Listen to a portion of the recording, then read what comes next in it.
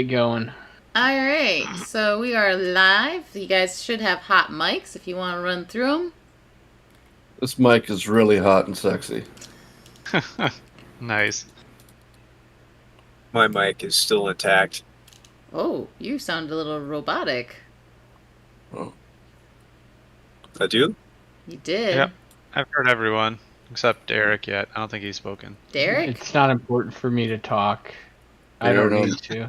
Did you say Even Hornum? Derek, Paul? All right. I heard everyone. What? Did you say Derek or Eric? No, Ashley can't hear letters today, guys. Sorry. Is that Barrett or Garrett? No, it's Derek. It's D as in Patrick. Yeah. Thanks. Thanks. Yeah. It's been a long day. All right. We're back. We're missing Cosgrave tonight. He is on vacation enjoying Tropical Storm Debbie, that bitch. And so we'll be pushing on without him. So I'll give a quick recap, and then we'll pick back up with the story. So on last session, after completing their shopping, the party dined at the cozy but poorly attended Wanderer's Rest before returning to the keep, where Marshal Vendry informed them of their new role in a specialized squad with a weekly salary of 5 gold pieces, and she instructed them to meet with Darrett Highwater for further orders. Darrett, who had recently impressed the Marshal with his training demonstrations, was assigned as the party's envoy and detailed their first mission, investigating a dragon-like invention deployed by the Red Dragon Army, and visiting the gnome inventor Tatiana Rukeldust, who lives 12 miles south of Kalaman. They were to gather information about the device and escort Rukeldust back to the city for possible recruitment. During their journey, they encountered a group of mercenaries, and upon reaching Rukeldust's unusual fortress-like home, found it under siege by goblins. The party intervened, repelling the attackers and executing most of them, while a few managed to escape. And this is where we will pick up tonight's session. The party are standing in the front yard of Tatiana Rukeldust's home, where devices are chaotically whirling about, causing carnage to the dead goblin carcasses and potentially the players. Will the party find out any information regarding the mechanical dragon? Will they be able to convince Tatiana to come back to Kalaman with them? Find out now on the 11th session of Shadows of the Dragon Queen. Oh, we're going back days? We are going back. Oh no. Sometimes habits are hard to break after years. Yeah. I mean, I ran only hundreds of sessions of that game. Yeah. Right. I'm surprised we're only at session 11, this one. I know. Are we actually moving progressively in the series, or is it that we haven't met that much? I mean, you guys are in chapter 4. Hey, how many 7 chapters. Hey, we're about pretty good. halfway Oh, wow. there. Right. So, game is paused, just So- to let you know. Yeah, that's fine. Okay. So you guys. Wait, what? All right. Actually, can you bring up the handout for her home? Because I don't want to reshare it again a second time. Items, will be in journal, player handouts. What's her name? Character session. It's number. What is it? History. Number 19. Okay, 19. Here we go. All right, and then I would say put that on the main screen. Cool. Mm-hmm. All right, so you guys are standing in the front yard of Tatiana's home. Occasionally during the battle, she would pop in and out of her home through the porthole in the top window above her doorway. And right now, kind of flying around you are all these crazy devices. So why don't all of you roll a d6 for me?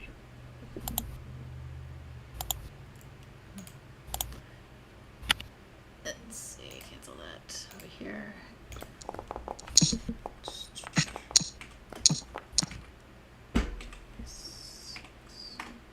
Think it works. Yeah, that worked. Okay, so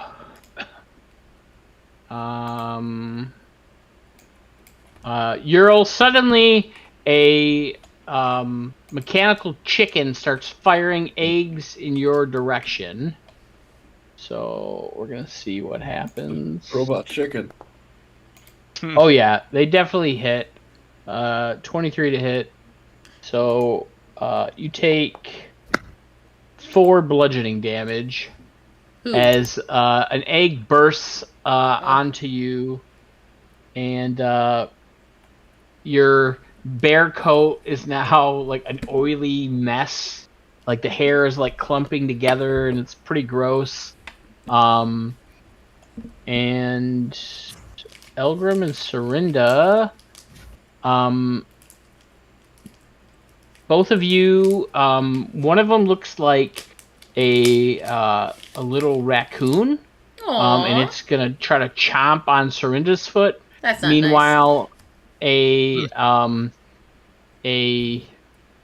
snake with sharp teeth are gonna try to puncture into the skin of Elgrim. So let me make some rolls. This one's for Serinda.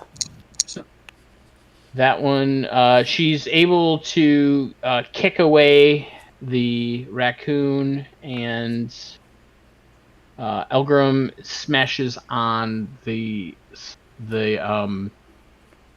snake's head, and the contraption goes limp. These things are still whirling around the yard. What would you guys like to do?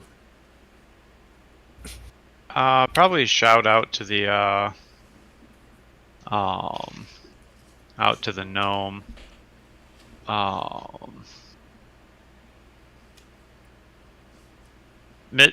Miss Rookledust, we're here to help. And then you see her open the thing and just like chuck another device out. And then she kind of looks down and around, and she's like, "Oh my god! Move away! So we'll do one more round. Everybody roll a d6 for me, as she's trying to instruct you guys to back away from the contraptions. All right. Elgrim, your luck. Right. All right. That was Serinda. Elgrim. Be this one. Ooh, gotcha. About time. So a mechanical bat swoops down and takes a bite out of your shoulder, causing you to take 2 bludgeoning damage, which I assume you don't take because of your stupid feet. Correct. So that's wonderful. And Ural does a what is this? Does a 19 hit your bear form? I think it does. Yes. I'm armor class 11. Yeah. Yeah. All right. So your bear, you see a squirrel kind of jump up out of a bush and try to bite you, and so you'll take 1 bludgeoning damage, and then Burnham, give me a dexterity saving throw, Burnham.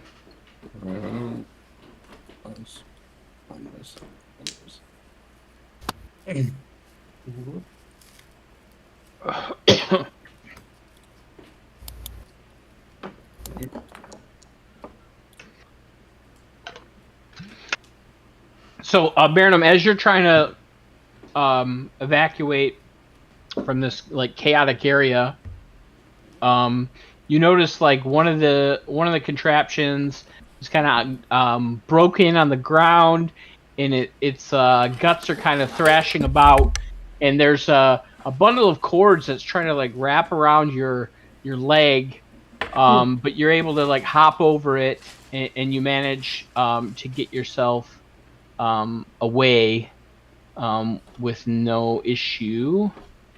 Yeah, get away. And then Sorinda. No, I think I already rolled for Sorinda, right? Yes. Yeah, we're good. All right. So, so these devices are kind of whirling about in the yard. You guys kind of follow her directions, and after a couple of minutes, they kind of die down. And they kind of like lose power, and they go inert, kind of laying about in the yard. You look around. There's bodies of goblins. There's bits and bobs of mechanical contraptions, kind of just strewn about. It looks like a war zone, like a bomb went off or something.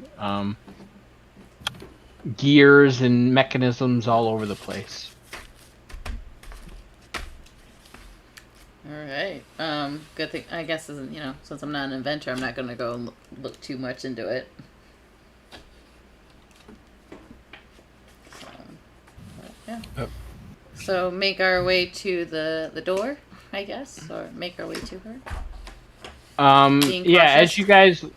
you guys look at the doorway, in the aperture above the workshop's door,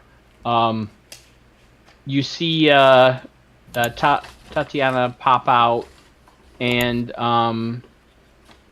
she's like, "Who are you? What do you want? Are you with the Dragon Army?" No. Definitely not. No.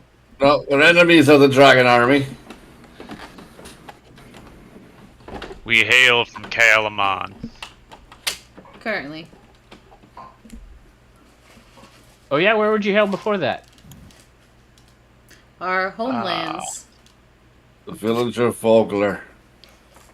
Just burned down by the army. Oh, I'm sorry to hear about that. But really though, how can you prove to me you're not in the Dragon Army? Oh, we just killed a bunch of these things, didn't we? Well, I did a lot of that work, as you can see. That's true, you got a hand at these beastly mechanisms. We know a gentleman, by the name of Highwater. We were sent by them.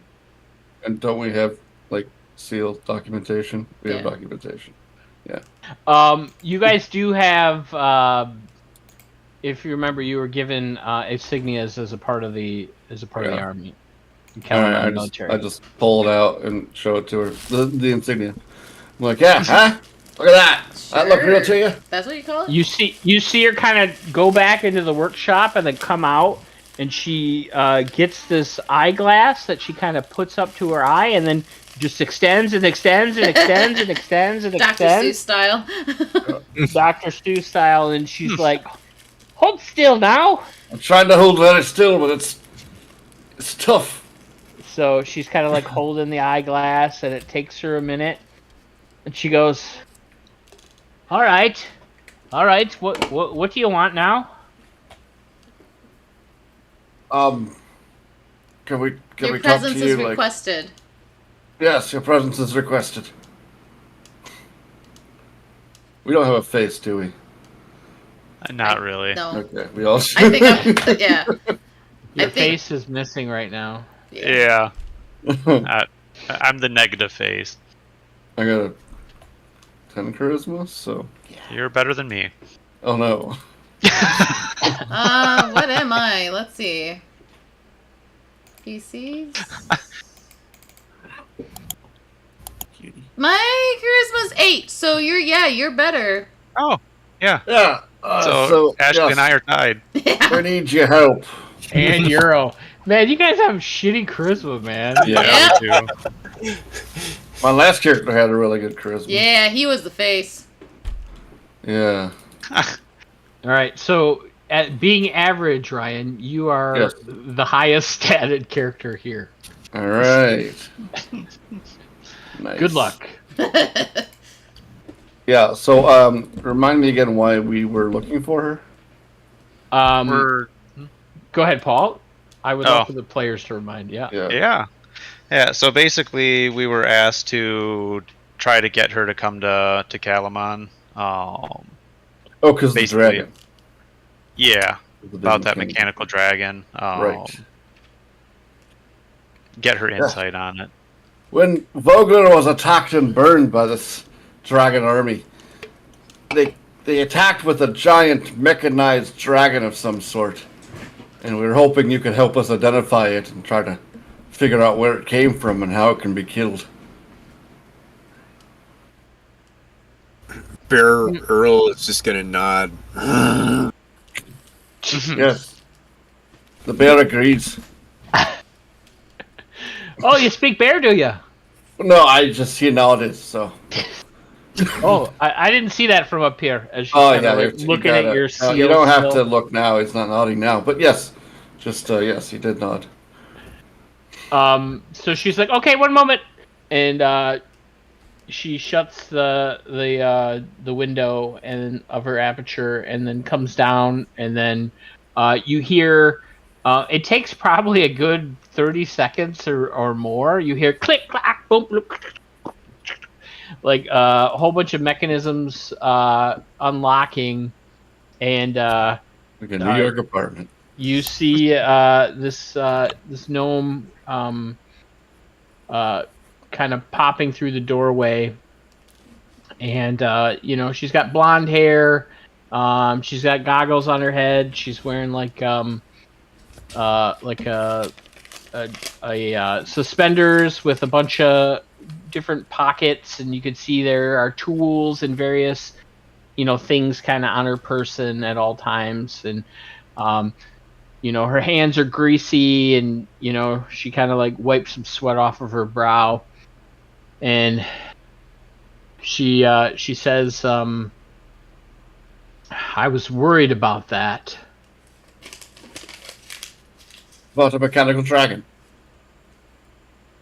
Yeah, several weeks ago, there was a stranger in red and black armor, and they asked to purchase my weed clearing device, the Weedinator. Have you heard of it? No. Trademark, patent pending, and but yeah, they wanted me to make some modifications to have it resemble a dragon. I don't know why, because nobody's seen dragons in hundreds of thousands of years. I mean, I've never seen a dragon, and so yeah, I agreed to the commission, and so what do you say this my Weedinator did? Well, it weeded the town of Vogler to death. Oh, did people die? Oh yeah. Oh yes. Sadly. Did the just from the TM, what was did it do anything, or was it just there scaring us? Did it have fire? No, it burned one of the fishermen. Yeah. Okay, so it did have fire. It blew up one of the buildings and set it on fire, and then it knocked you guys unconscious and killed one of the fishermen. I think yeah. Like it shot a burst of flames at you guys, and I think it knocked your wizard unconscious. Yeah, that seems right. Because then you were really low on HP when you went into the fight with the ogre, and that's what ended up getting you killed. Because nobody would step up and tank, even though you have 2 tanks. So I realized. Movement. I take exception to that. 3 tanks. We have 3 tanks. Didn't turn out well. Thanks a lot. So yes, so yeah, you know it was pretty devastating. Well, I guess Burnham might not know, but the Well, rest of the yeah, party he knows. saw it from a distance, but yeah, he's like, oh yeah, I was, they shot out fire and destroyed buildings and killed people. And you say this is for weeding? Yes, yes. So you know these lands can be quite troublesome. You know, especially some think they're cursed, maybe because of reasons. So you know, sometimes you need a powerful device to kind of clear the field and start over so that you could begin farming again. Why not just use a scythe? I mean, that's a lot of manual labor, and yeah, I mean, look at me. I'm not that big. I mean, you're a little bit bigger than me, but you know, I mean, it's a little bit easier when you know make a machine do it. That's true, but I mean, nobody's worried about machines taking their jobs, so you know, I mean, you just oh no, you- that would be a crazy world if machines started taking people's jobs. That would be no, that's ridiculous. no, But they're it- just here to make your life easier. That's what they're Exactly. for. Except that this one has aided and abetted an enemy in killing people. Well, when you put it like that, I can see how somebody with evil intentions can use a good device and make it go wrong. This I didn't see, fellas. Did this thing fly? Not that I saw. It did Wheeled not along, fly. big Okay. iron wheels. No, Fire. it's not designed to fly. It's much too heavy. Okay. Not like my bird there. And as you see Bird? like a bird kind of flying by and Oh. it's shooting eggs out of its butt, Right. you know, just in the distance. Huh. Oh, is that boring you now? Yeah, I'm tired. I'm tired.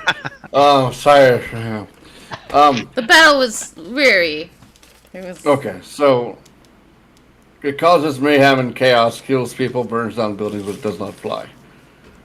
Good. No, it's not a dragon. It's a weedinator. For a moment there, I thought we'd need some sort of Skynet to bring it down. I mean, if it could fly, a Skynet would be a really good idea. Maybe Yeah. I could. And you see her like take out a notepad, and she just starts taking notes. You see her write down Skynet, and then she's like sketching something out. Yeah. For some Hey, reason, did you you- see like a metal skull on there. I don't know. She like That's strange. colors the eyes red. What is a Weird. CPU? You know what? Never mind. You want to come back with us to Caladan so we can try to use your expertise?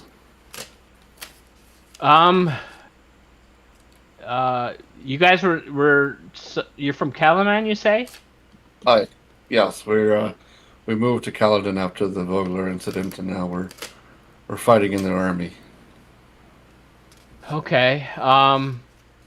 Yeah, I can. I mean, for how long do I have to come? I have a lot of work here. I mean, you can see there's things have been broken, and she's like picking stuff up, and she's like, Yeah. I gotta fix this. Here, hold this. She like hands you something, and then she's picking something else up. She takes the Heavy. thing back from you. She's like working on it as she's talking to you. You know, yes, I recommend you fix the Weedinator first. Well, the strange thing was, well, I guess it's not so strange, but the stranger, not the strange thing, they hired me to design another device, which they were supposed to pick up today, but instead they didn't show up. The goblinoids showed up. I mean, you can see that guy's only got an arm left, and they demanded to like turn over the weapons, and I was like, whoa, weapons? I don't make weapons. I just make devices to clear fields and help people, and you know, shoot eggs, you know, at targets just for the children. And realizing that the stranger was probably doing bad things, you know, malicious things with my devices, I said no. I will not hand over devices today. They are not for hurting people. They are for helping people. And then those goblins attacked me. And then you guys showed up, and chaos ensued. So, sure, I'll come to Calaman with you. But first, I want to give you something. You guys helped me out. and then you see her like run into the house. No, please, come with me. Come on in. We're gonna get something. And I'll she dismount, invites you follow. into her home, Yeah.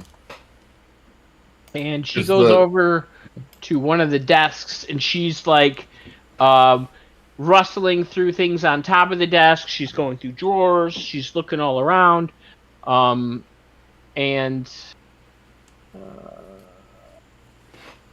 she's like, "One moment, I'll find it. Yep, just wait a second. Yep. Oh, yeah. Oh, nope, that's not it." She like throws something over her head, and after probably a good 2 minutes of her like searching around, she goes to the other desk. She comes back to this desk, and it's a little chaotic. And she walks up, and she hands Baronum a backpack, and she hands Elgrim a backpack. Oh.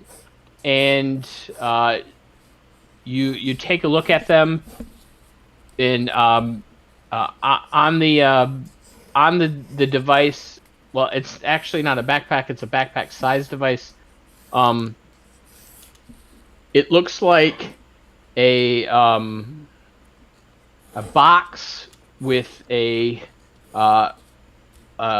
square like mesh on the front, and there is a little device that's hanging on the side that looks like like it's cone shaped, and there's like a wire connecting to the cone shaped device, and then on the top there is a serial number, and each of these devices have a matching serial number on them. And she goes, yes, right here, here you go. Yes, Well, this looks a little like your cup ball there. No, it's a little bigger. It's actually, the size of a backpack, with a cone on the side connected to the wire.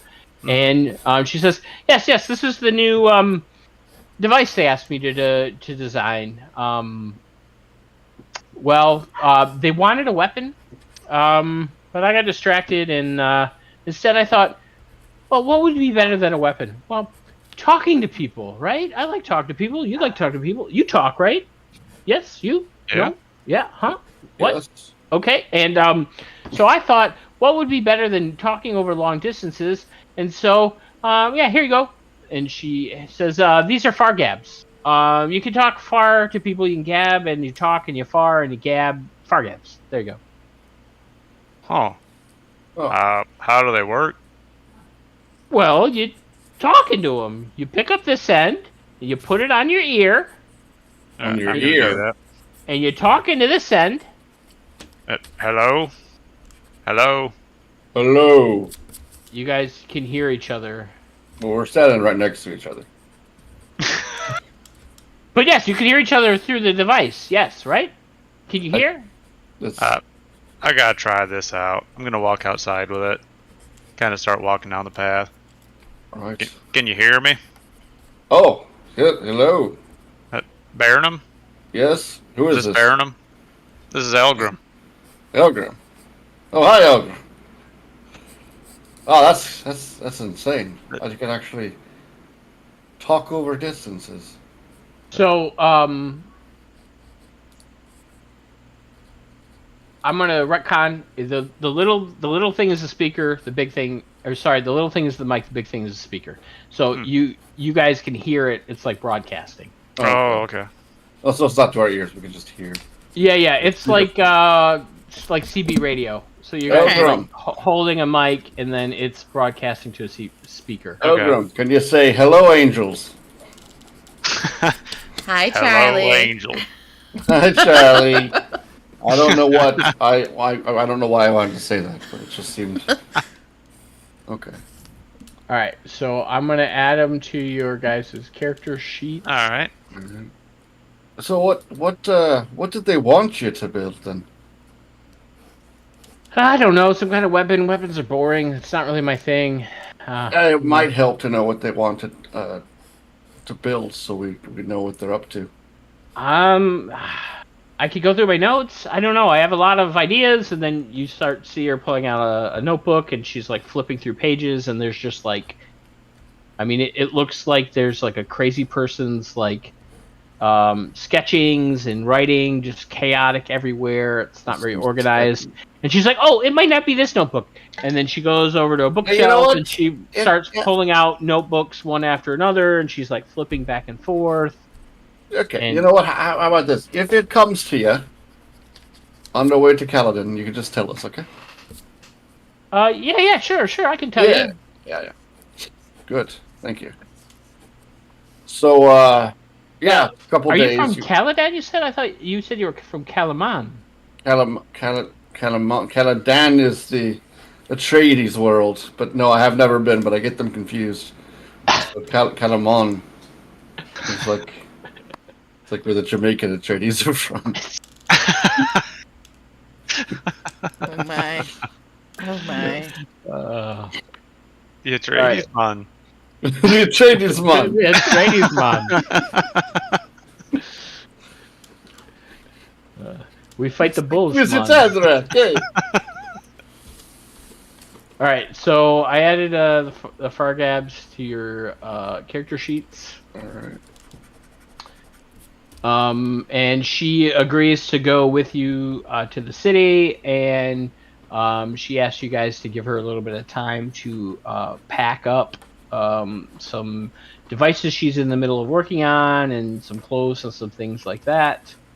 After an hour or so, you see her come out, and she starts bringing suitcases. She sets 2 down in front of Baranum. She sets 2 down in front of Elgrim. She sets 2 down in front of Serinda, and she sets 2 down in front of the bear. She sets 2 down in front of Cosgrave, and she goes, "I'm ready to go. You guys ready to go?" Yes. Where are your horses? Oh, I don't have any horses. You have a wagon? Well, no, I packed 2 suitcases, and I got 1, 2, 3, 4, 5 people plus me, so we can all carry 2 suitcases, and we're ready to go. What are you bringing? You don't have to bring all your underwear. What is happening? Well, I'm in the middle of many projects right now, and I can't stop my progress just to go to Calaman.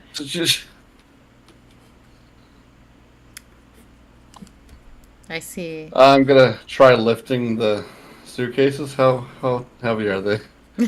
They are heavy, but you can definitely lift them. It's not going to be fun.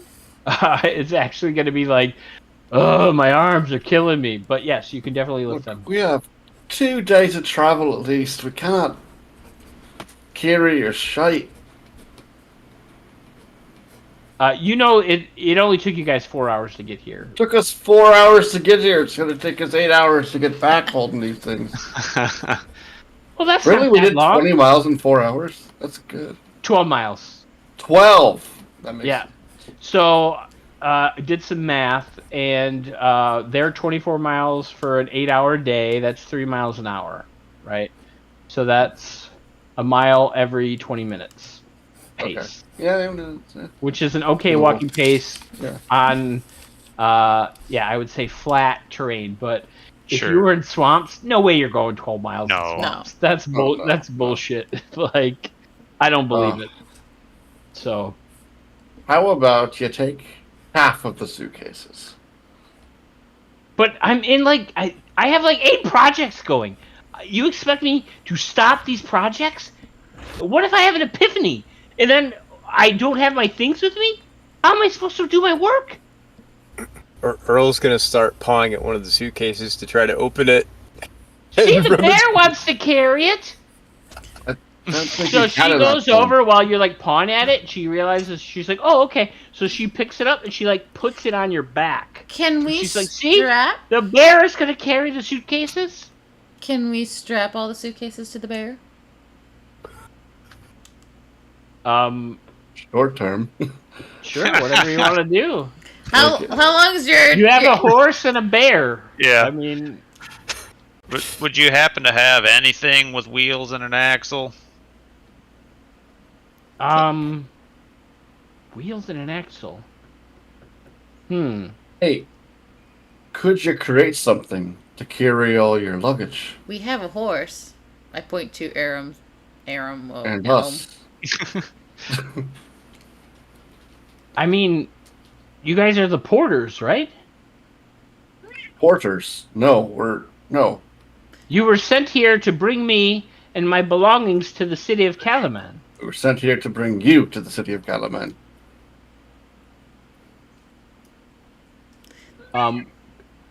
Ryan, go ahead and give me a persuasion check, but it's not going to be easy. Nothing it is.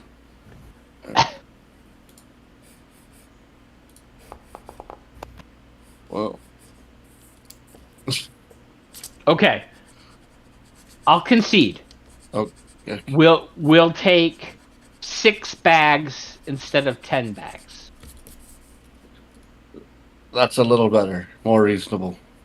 Deal. Okay. She goes to shake your hand. Oh, yes, I shake back. Okay. So So I wipe the grease off my hand. Like, ugh. I mean, you're a blacksmith. You're used to like being dirty. Yeah, not right now. He's wearing his finery. Yeah, this is the best tunic and dented mail I have. All right, so you guys settle on the baggage. You strap some to the horse, strap some to the bear, and you guys make your journey back to the city. And you return in. Actually, no. It's actually nighttime right now. You probably don't want to return right now. I would assume it's 8 o'clock at night. Do you mind if we spend the night at your place? Ah, sure. I mean, I don't have a lot of extra beds, but I have some couches and some chairs that might be comfortable. I mean, the bear has to stay outside, though. Understandable. No, and the horse can't come in either. That's fair. Yeah, that's fine. And I can sleep on the floor. Rock is comfortable for me. That's what they say. But I didn't want to, make assumptions. Yeah. Yeah, no, The bear- it's okay. The bear's not moving. No. The bear's just comfortably sitting on the floor somewhere. Just, You have to get your bear out of the house! it's not actually a bear though. It's It's a human. Are you gonna change back, or are you? Or is it permanent this time? Yeah, are you a forever bear? Mm. Mm. I Okay. know it sounds crazy, but this bear actually is a human. He is a human. That's why the bear nods. Yeah, When so you she know. keeps insisting. She's like fighting with you guys about kicking the bear out. Like she's trying to like push on the bear, and she's like tries to grab Elgrim to like help her push on the bear. Yeah, look, Yarrow, you either gotta change or you gotta get your bear ass out of here. I promise, he is a human with claws. That doesn't make it sound any better. It sounds like he's wild and he needs to be outside. Well, I can't vouch for the wild part, but Yeah. Is he feral or is he house trained? He's house No, trained. he's house. Yeah, I think. Yes. won a fishing tournament in Vogler. Yeah. All right. Caught so the this big goes one. on for about an hour, About an hour. and then Earl turns back into a human. See? I won a fishing Like- tournament. She's like, and you could have done that the whole time. Why have we been pushing on you for an hour? To be honest, the look on your face is sort of worth it. All right, we'll get some sleep, and we'll leave in the morning. Sounds good. Alright. In the meantime, got anything possibly with skids that we could pull?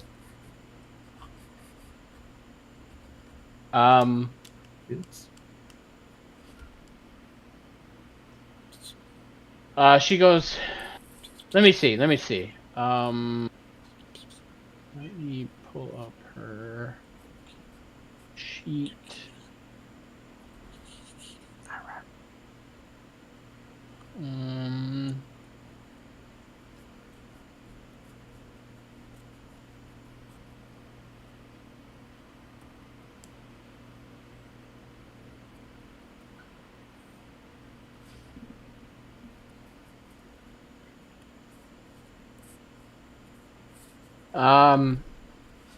She's like, well, I don't have much supplies now, but let me try something.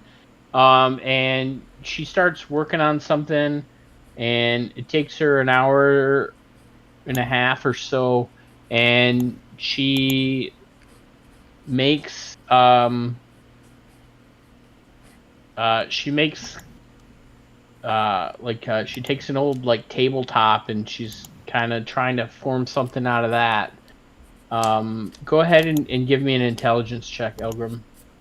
All right. All right, this one's gonna be straight up 12. I mean, you think it might work, but not. It wouldn't. It might slow you guys down because it's you're gonna be dragging it. You know, the roads are kind of flat, but it's not like paved streets or anything like that. Okay. Can Earl hand her this book of gnomish contraptions and see if she can find anything in there? Ooh, she like takes this book and she's like, "Oh, this is amazing. Where'd you find this?" And she's like looking through it. She starts copying ideas out of that book into her book, and she after you hand her that book, you guys don't really interact with her for the rest of the night. She's kind of like just deep into that book, working on it till daybreak. Welcome to the next morning. I'm gonna check up my spells while I'm thinking about rooster crow? So you guys all get a long rest. You can change out your spells, and yes, you hear a rooster. It is mechanical. it. Of course, it would be mechanical. It sounds like T-Pain. Oh, doodle doo, but with auto tune. Nice. Let's see. I thought Mark was frozen. He was like this. He did not move for like a good 10 seconds. Maybe I was frozen.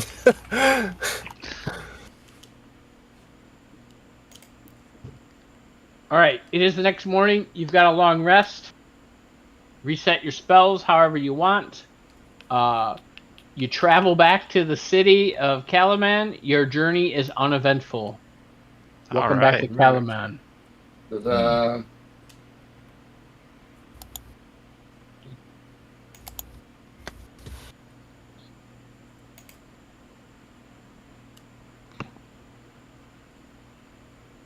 So yeah, you guys are coming up to the Warrior's Gate. They let you inside the city. You take her back to the castle. Derek greets you guys. Thanks you for bringing Tatiana.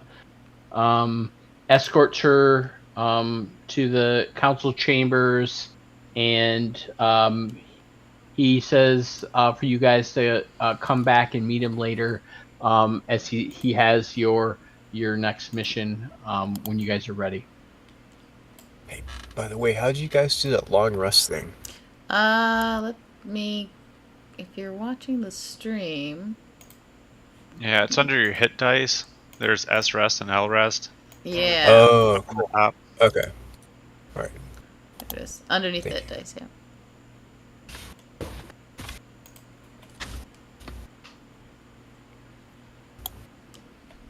Clock-a-doodle-doo. That's actually cute. That's cute, actually. Oh God, slam! Right now you got to find that auto-tuned. Yeah. Take that, AI. Or make it. Get that, yeah. Get that songify app. Kitty. Clock-a-doodle-doo songify. Go for it. He's so All right. sweet. So you guys, it's a little after 10 in the morning. You guys are in the city of Kalamon. You're outside the castle. What would you like to do? Go shopping. You guys want to go shopping? Shopping episode. I want to go look for that blue lady. We should probably report back and see if Yeah. there's anything to do. Yeah. Well, should go see Darrett, I guess. Let him know we brought her back here safe. Yeah, you guys make your way into the castle, and on one of the training grounds that are kind of in the in the surrounding area near the keep, you see Darrett training some new soldiers.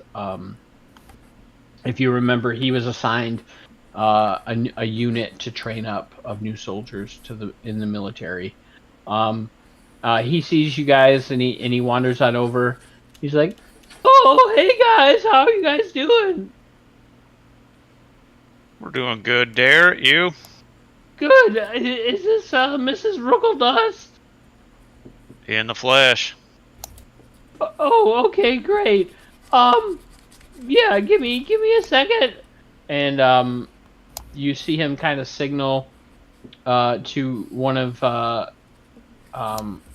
guy that looks like he's younger, and he's like more of a squire. He's not necessarily in like armor. He's more in like a leather doublet, and he's got like a short sword on his hip, and he kind of comes running over, and his pants look like they might be a little too big, and they're falling down a little bit. He's kind of got to hold them as he jaunts on over.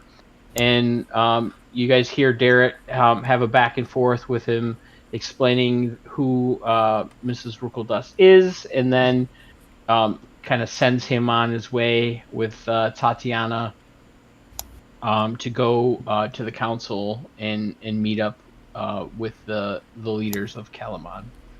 And he's like, "Oh wow, you guys did a really good job. Did anything like happen when you guys were like on the road or anything?" Yeah, her residence was under attack by a troop of goblins when we got there. Oh my! Likely from the Red Army. Yeah, you do remember that their leader was wearing like Dragon Army garb. Mm. The hobgoblin. Okay, yeah. They were a bunch of commies right there. No good, pinkos. My. They gave us a red scare for a moment there.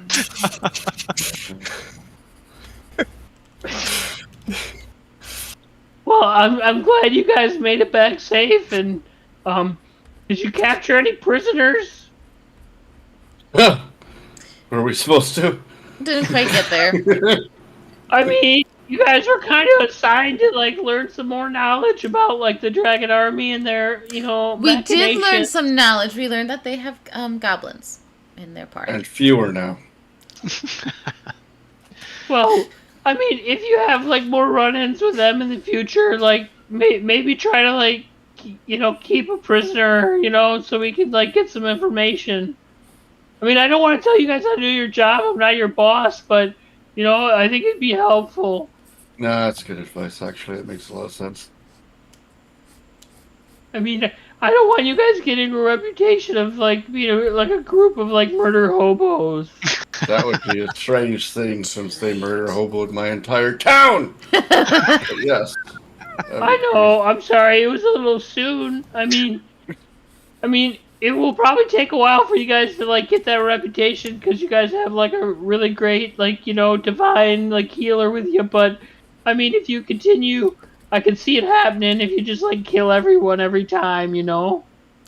At some So we point. should torture him instead? Is that what you're saying? No. I'm just saying to like question them. How are we supposed to get answers out of people if we can't even torture them? Well, if you can't, we got people here that like that's their job, you know. They're like specialized in like questioning people. Okay. I mean, I don't want you guys to like lose the like grips of your sanity because you've like been put in a position where you've like done something and you have no regrets and you like go over a ledge that you just can't return, you know. Yep. I mean, it's serious matter. I don't know why you're laughing. It's just. I care about you guys. You've done a lot for this village, and I just don't want you to lose yourself just because some idiots came in and kicked us out of our home. Yeah, no, we're not going to lose ourselves. We're gonna remember our jobs and we're gonna complete them. Okay, we're gonna do the best we can. I mean, Bernham, you crafted my first dagger. I've known you for 15 years. No, I've known you for 8 years. That's 7.5. So please don't lose yourself because of this dragon army. It's not worth it. No, I'm not losing myself. Just even in some scores. Remember, vengeance isn't always a good path. But sometimes it is. I understand. I understand. To say, great power comes great responsibility. That's right. Becca used to say that all the time. Yeah, my old friend Bailey used to say that. Well, only a couple times, but I remember them saying it. So. Yeah, I miss Bailey too. Yeah, we all do. We all do. I mean, that fishing accident, nobody could have foreseen. No, you can't. You tried to tame a lionfish. It did not go well. They're poisonous. I mean, and, getting the hook caught on his clothing while he was trying to, like, bring him on the boat, that doesn't help either. If he hadn't died, it would have been comical. Yes. Yeah. That's true. I mean, kind of like Elgrim in the fishing contest. We had a good laugh at that one, didn't we, Euro? So you like to laugh at people? Whoa! Why is this guy so serious all of a sudden? Why so serious? Yeah, you guys keep talking. I just gotta go drain my little dragon. Yes.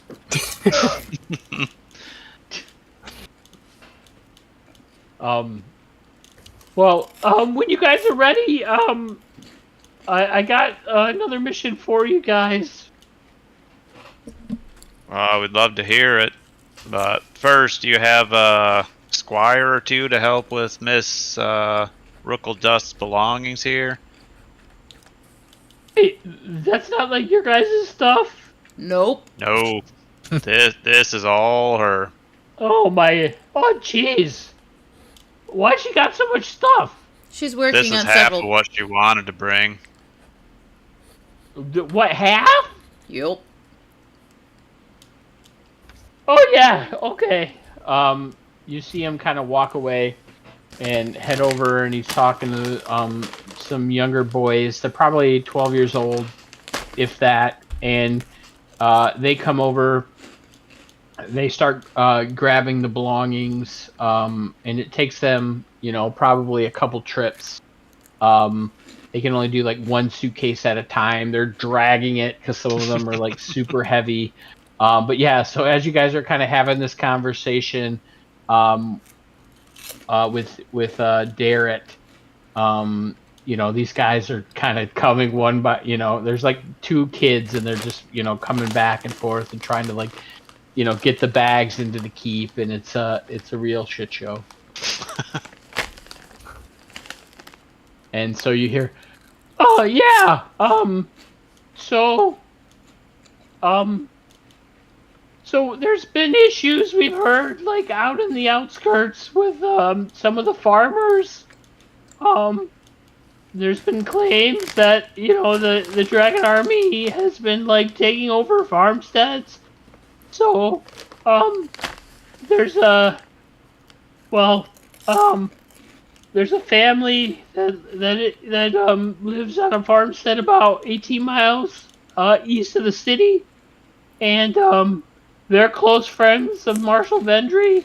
Their family has gone back for generations, and so they asked if you guys could like investigate their farm and make sure it's okay, that it hasn't been burned down or anything, and if there are any intruders, like capture them. Don't kill them all.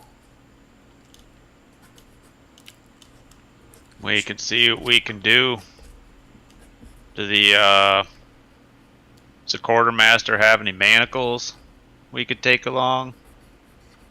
I mean, you could check with him, sure. He probably has something. Probably good to bring some along. We can check out this farmstead. You guys good with that? Yeah. Mm.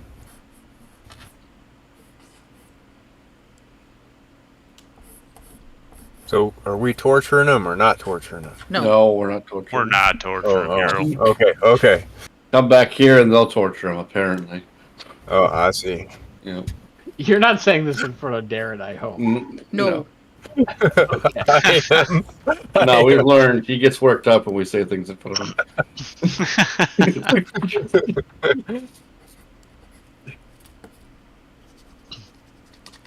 Hey, you guys, I think, are all good characters, right? Trying, anyways. Yeah. Hasn't Trying. been bad yet. Burnham, chaotic good. All right. Elgrim, lawful good. All right. Serinda, neutral good. What? I thought she'd be lawful good. I'm You're not sure all- my acting ability on that one. We'll see. Neutral good. Cosgrave, true Yeah. neutral. That's your bad seed right there. He's the one corrupting this party. Those damn shoe newts. Well, we found out he was a master torturer with that green feather he had. That's true. Yeah, that'll get information out of people. Alright, Okay. so I'm going to go check with the quartermaster about manacles. Yeah, he says he has 4 manacles he can provide you right now, and if you needed some, he would have to try to procure more. But that's what he has in stock currently. Okay. I think 4 should do fine. And it's crazy, but they it's not modern day metals, so they're 6 pounds a piece. Oh, nice. So factor that in when you're trying to carry them around. Sure. I'm also going to ask if he has saddlebags available. Checking. 1 moment.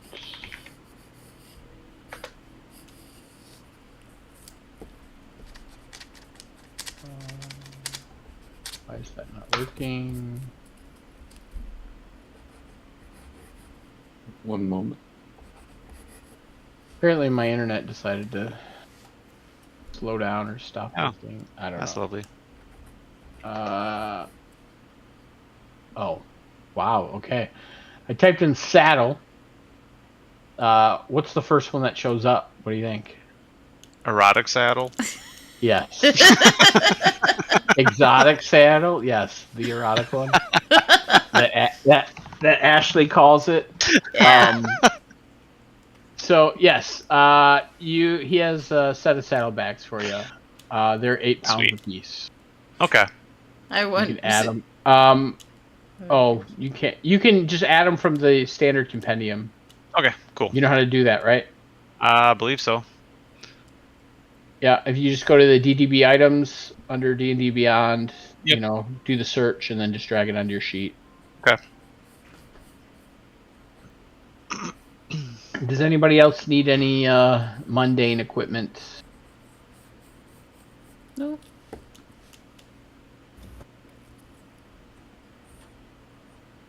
Pretty good, I think, at this point. Okay.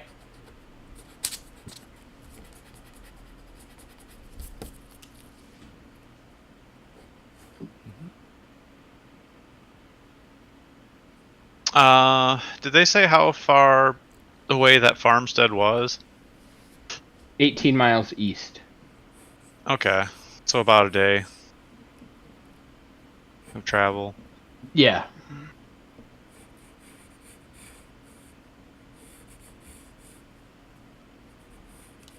So yeah, if you don't want to show up at night, you probably want to leave in the morning. Sure. Okay. I'm probably also gonna buy a few more days of feed for the horrors before we leave tomorrow. All right, go for it.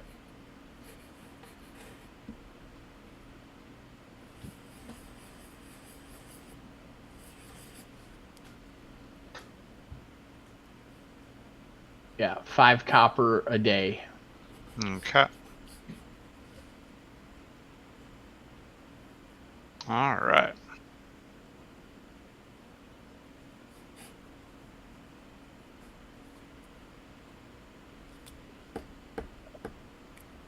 Yeah, I think I am good. Does anybody else want to do anything today in the city? Nope. Nothing I Nope, can think you're of. going I'm with- done with shopping. Yeah, we did a bunch of stuff last time, so Yeah, I good for now. to kind of maybe finish off the day, I'd probably go to like whatever house of healing they have, and check that out, see if they need any help, and I'd probably do that for the rest of the day, honestly.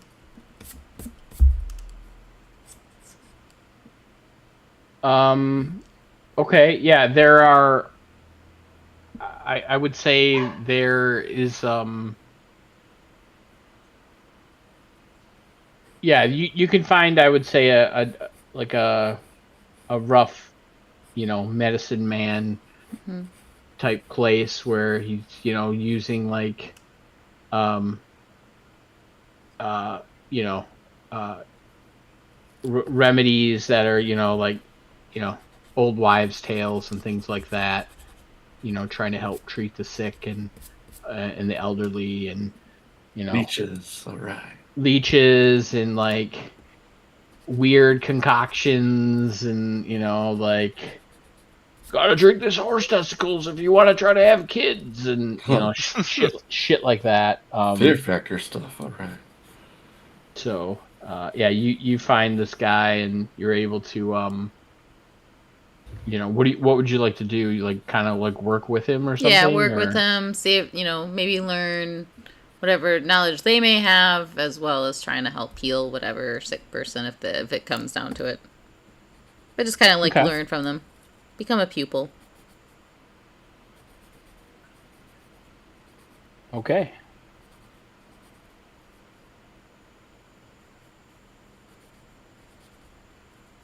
Okay. While she's doing that for the rest of the day, is there anything else that I think you wanted to search for the blue woman, and then I guess Burnham, what would you like to do? Oh, it's just him and trying to find this blue woman, so he's not walking around town by himself. Okay. Go ahead and give. You can both give me. What kind of checks do I want to do? Let's see.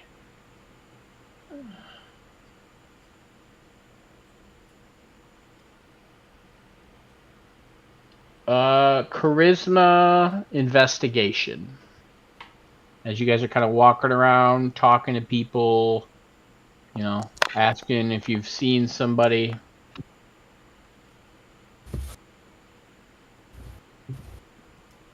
Okay. Ural, you do find some people after walking around for a couple of hours. you stumble into some people outside of Weehan's apothecary.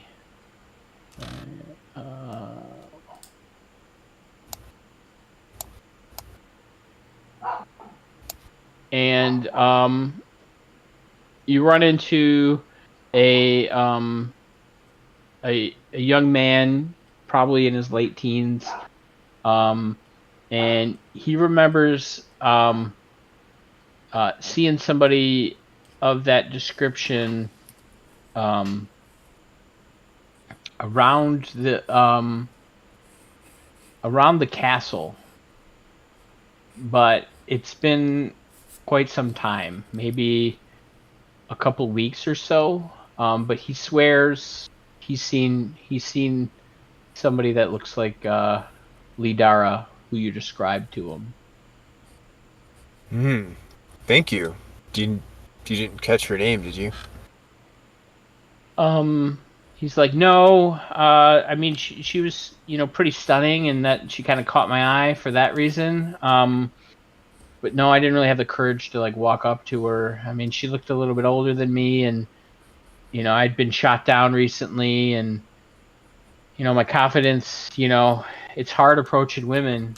I mean, this younger generation, they don't know, right? Because they're swiping right and swiping left, and but it's hard out on these streets, if you know what I mean. Earl put his arm around his shoulders and give him a gold piece. Here, wow. Go get yourself a pint. Drink your sorrows away. Are you sure? This is a lot. I mean, A lot of pints. Yes. I appreciate it. And he's like, sure, have the first one on me. Come on, let's go. And then he like takes you to like a local pub, and he buys you and Baronum the first round with the gold piece you gave him. And son, you're doing it all wrong. You gotta buy a lass a drink. Oh. I'm not gonna go home with you, but she might at the end of the bar. I don't know. All right. Go ahead and give me a charisma persuasion check. Let's see how good this guy does. Rolling for wingman. 9. Okay. He's like, I don't know. I mean, she looks like she's kind of busy. You think she really want to, be, me coming up and talking to her? Oh yeah, look at her. She's all ready for us. Why do you think she's here? Oh dear. He looks at you skeptically, like he doesn't believe you, but he's like, all right. I mean, I guess you got to shoot your shot. Am I right? That's right. Still shoot the full load. All right. Whoa. So, he goes over and he starts chatting her up, and he's there probably a good 5 minutes or so, and things are going well, and all of a sudden, she has like a dirty look on her face, and she's like, and then he like comes back over, and he's like, oh man, this is why I don't approach women. What you do? What you say, boy? Oh well, I thought we were just talking about hobbies and things, Yes. Yeah, and apparently she's not into like being tied up. That's a hobby of yours. Well, yeah, that's what I do with like the calves and the horses and things. Oh. Okay, well, how about you buy us another pint, and you agree not to tell us what you do with the calves and the horses? It's on the ranch. What are you talking about? I don't want to know. All right, so he Cheers! buys some more drinks, and then after he buys another round, he kind of like skimps away and into the shadows as he's embarrassed, and you guys don't really see him again. Yeah. Poor guy. Before he goes, Earl's gonna warn him about messing with animals. That guy's just gonna end up living alone with the cat. Or 4.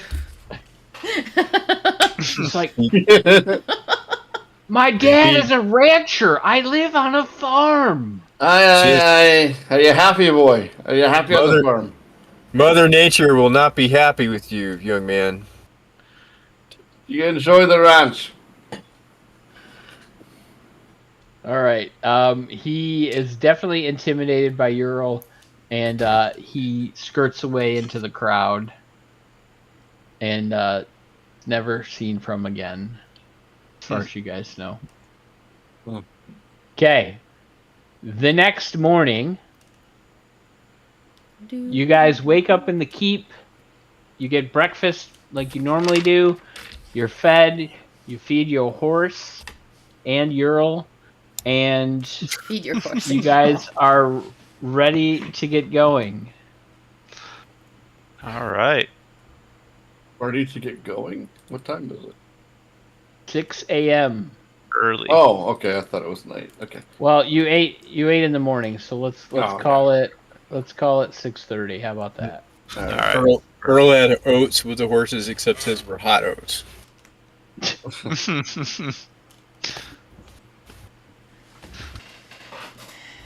Overnight oats. Wild oats. Honey bunches of oats. All right. Yeah. So you guys have eaten breakfast. You guys have a good 6-hour journey in front of you. Okay. You're stocked up and ready to go. All right. Yeah, I'll get the horse saddled and we can get going. Okay. Yeah, you get directions from Darrett. You guys, he gives you like a map, crudely drawn of basically the roads out of Kalaman, and where this farm is located.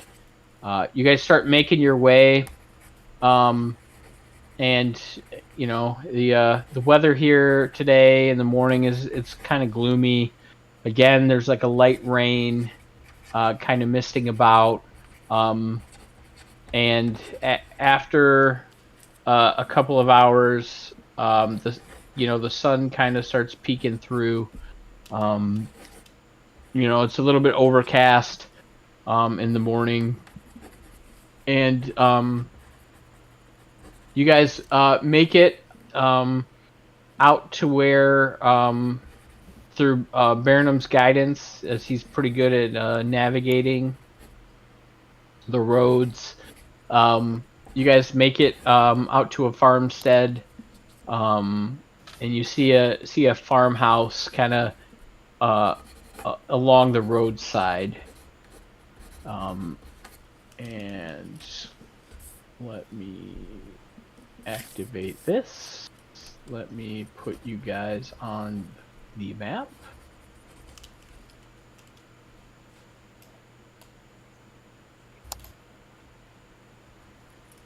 Wait, why did that do that? That's... What? Why is it dragging you onto the map when I'm grabbing your horse? That is interesting. Weird. I don't know. I think it's just a token. If I double click on it, it pops up the horse's sheet. Yeah, but I don't know why the token changed to your character. I don't know. That is weird. This is annoying.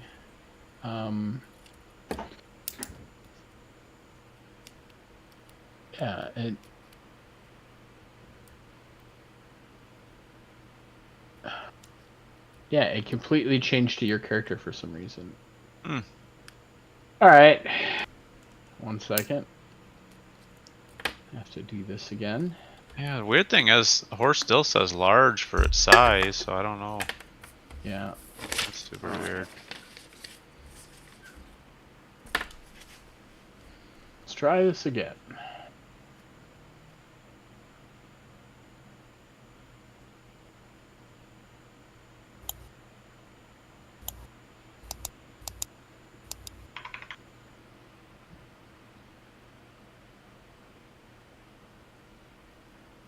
All right.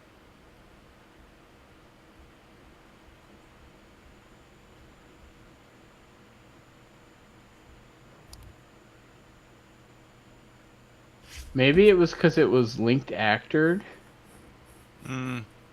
Maybe. Maybe that's why it. Maybe I shouldn't link it to your character. Or did you drag it on your sheet? I don't think so. It just changed the name of the horse to Elgrim Taverhorn. Why did it do that? That's weird. Horse is trying to take over. Or rein him in. First changing appearance, then name. About to off me. I don't know what just happened. All right. Oh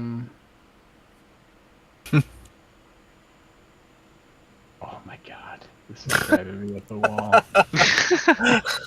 This is maybe because I assigned you ownership of it. That shouldn't do that. I still see the other token.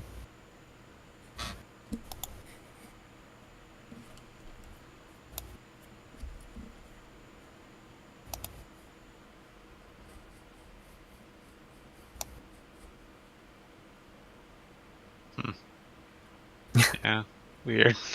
All right, let's try this again.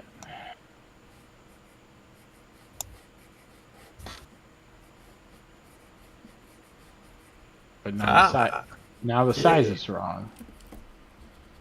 Oh my god. Can't have game night without tech issues. I don't understand why this is doing this. Be it on my end or the system's end.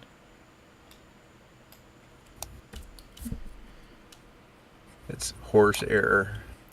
Alright, try it again.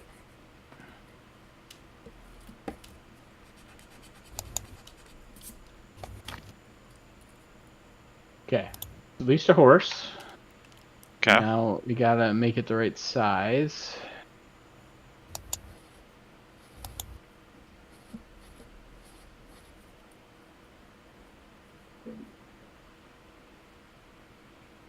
Okay.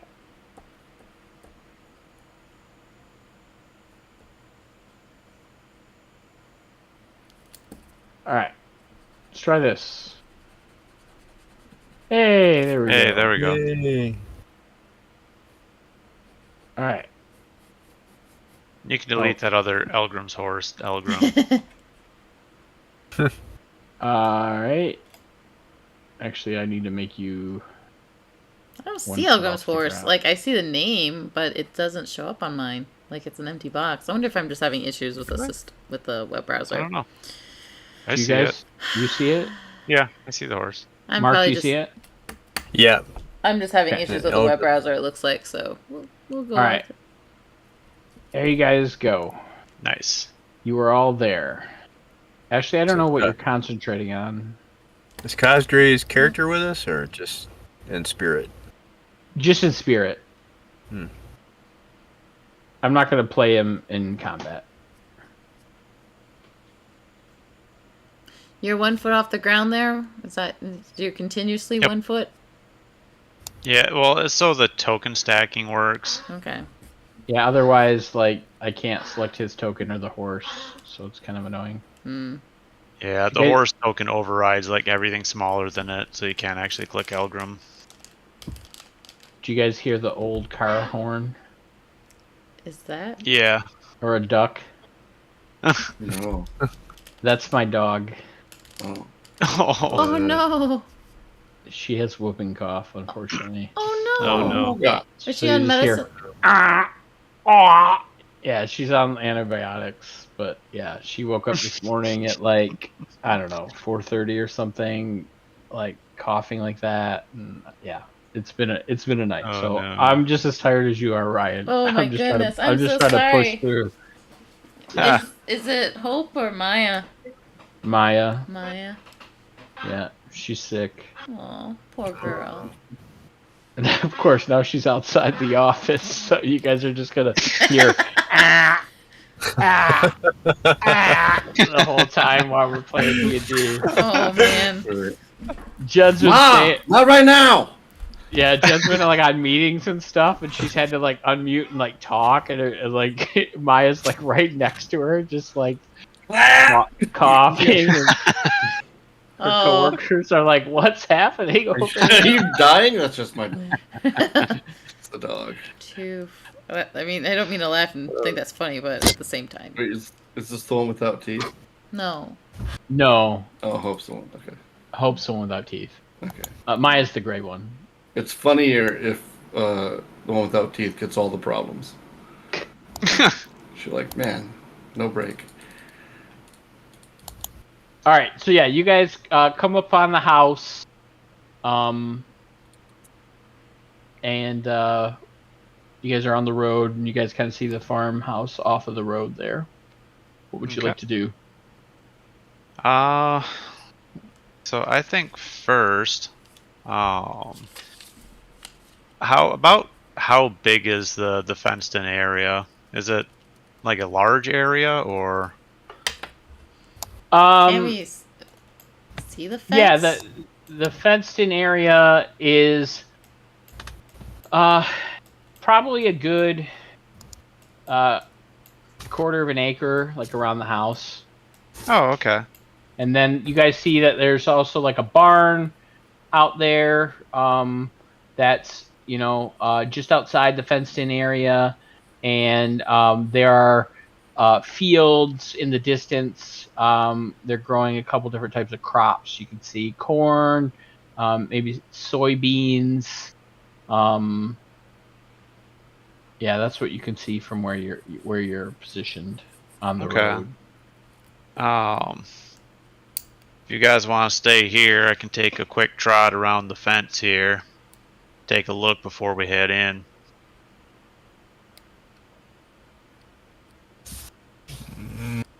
Or I could peek around there for you. In case there might be any animals, they might get spooked. If you want to transform and head around, I guess. But you can't talk to us then, right? Well, I don't need to transform. I'm just, animals kind of like me. We have a rapport.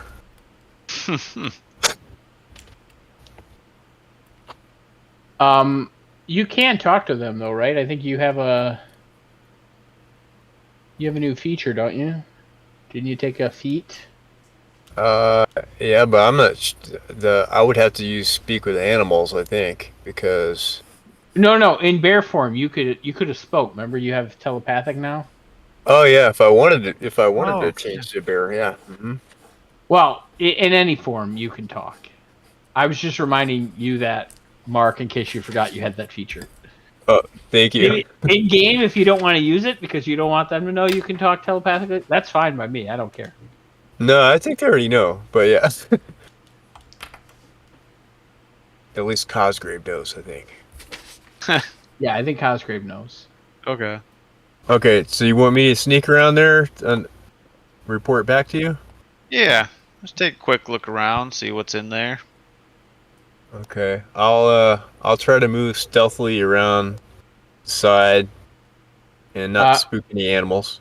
Okay, go ahead and give me a stealth check before you move your token. Okay.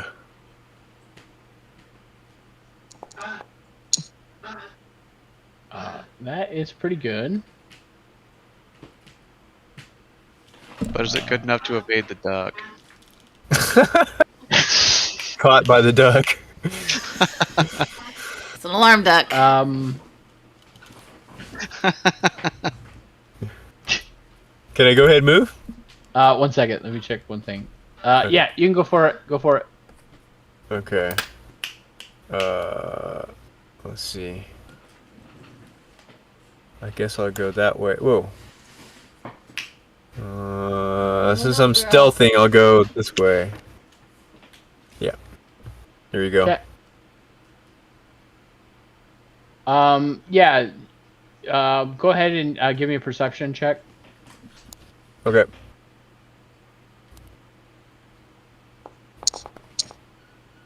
Oh.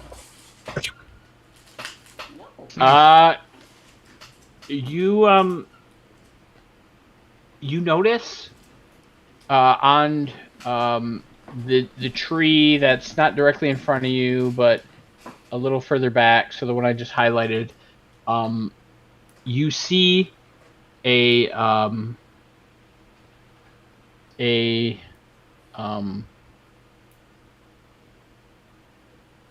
spotted owl sleeping on a branch, sitting there majestically, and it kind of catches your attention.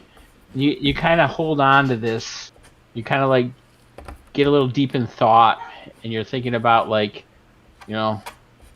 how this animal fits in with the world and where your place in the world is now. With you have these new abilities, are you using them the right way?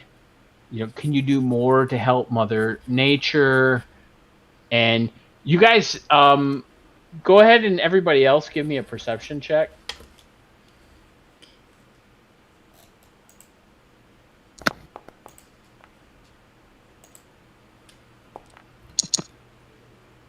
Oh, wow. So, Elgrim and Serinda, you guys you saw Ural kind of sneak off, and then he just like kind of ducked it behind that busted up wagon or that cart on the side of the road there, and he's just kind of staring off into the distance, and it's not really moving. He's like deep in thought. So you don't know if he's seen something or he's being cautious. He's not really paying attention to you guys. He's just, kind of looking at, I don't know, something in the distance. You can't quite see from the angle that you guys are at. But yeah, you notice he hasn't moved in a bit, and that's a little bit, odd. You think? Yeah. What do you think he's doing? Not really sure. Maybe. Should we try to get his attention? Throw a pebble or something? Maybe. That would be quieter than yelling his name. How's your arm? Your aim good? Maybe it might be as good as yours.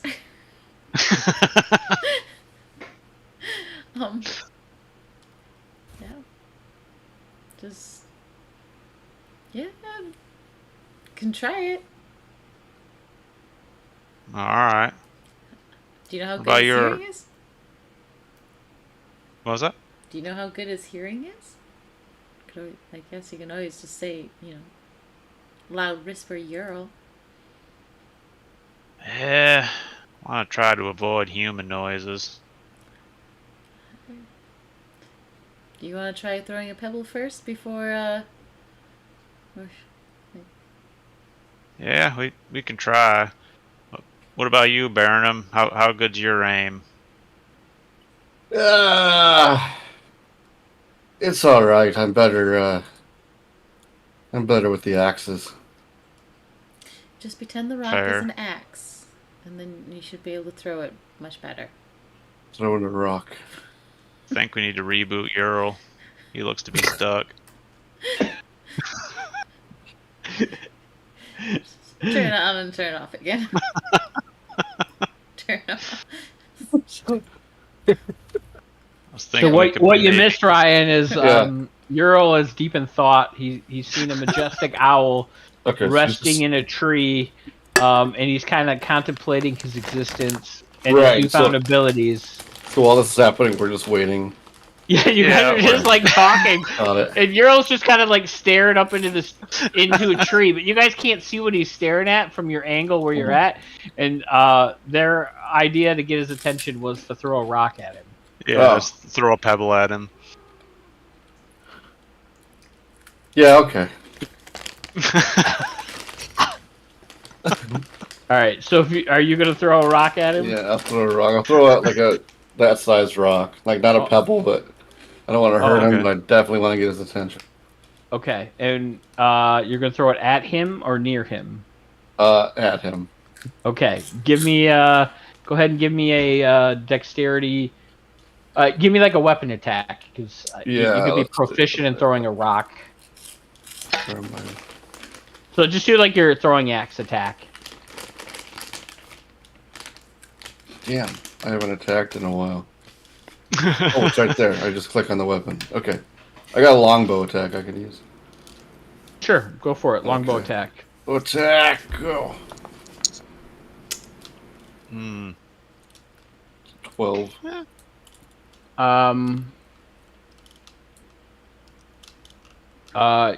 Euro, go ahead and give me a perception check with disadvantage.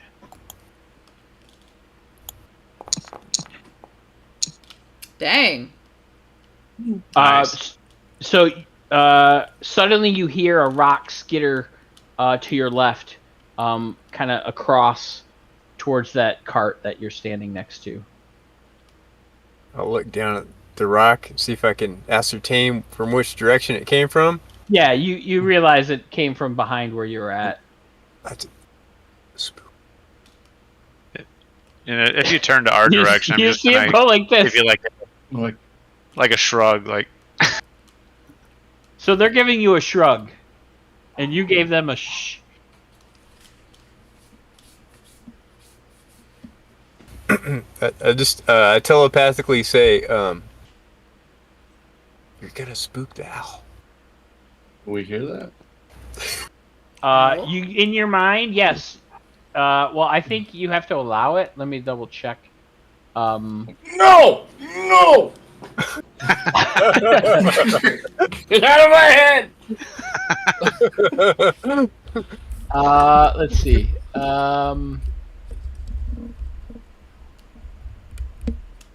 Oh, yes, you hear that in your brain. But yeah, that's what you hear it in your brain. Yes. Ow. I just, under my breath, I'm like, what fucking owl? Earl points at the owl. So you can see he's like pointing off in the distance. Now it's not two-way conversation, so you're not hearing them speak back to you. Okay. It's one way. He's woken me out of my reverie now. I've let him know there's an owl, not to be spooked. So, can I go ahead and continue on? Sure. Okay. Do I need to roll stealth check again? Yeah, you were kind of in a good trance. Okay. I just turned back. I'm like, what do you suppose that fucking shit was? Doggone it. So, move where you were gonna move, Euro. Okay.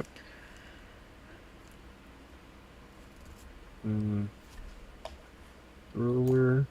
What? Come on, drag. Oh, okay, we'll go.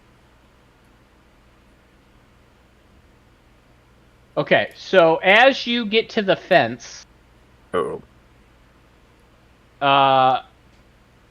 Euro goes to kind of hop over the fence, and one of the boards makes a cracking sound, and Euro, you hear, "What's that?" As you see two hobgoblins in black chainmail come rushing around the corner, spooking the owl, and it flies away. And they're like, "Hey, somebody's over here!" Baron's like, oh, that owl. And while Baron thinks that owl, I need everybody to roll initiative. And I could definitely see the majesty. No combat. Gotta wait. I'm gonna set it up. Give me 1 sec, and then we're gonna start. We're gonna take a quick break and then start combat.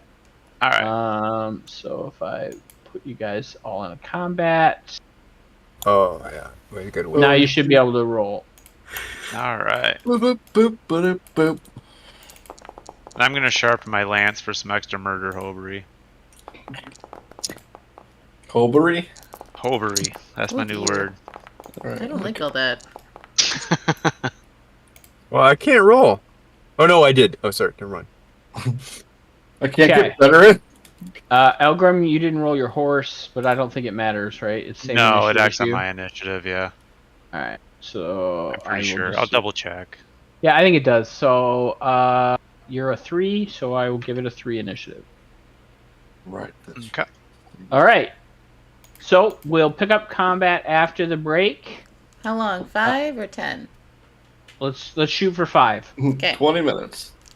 No, let's shoot for You guys 5. at 10 o'clock. 10 at the most. Okay. All right. Be Be right back. back. All right.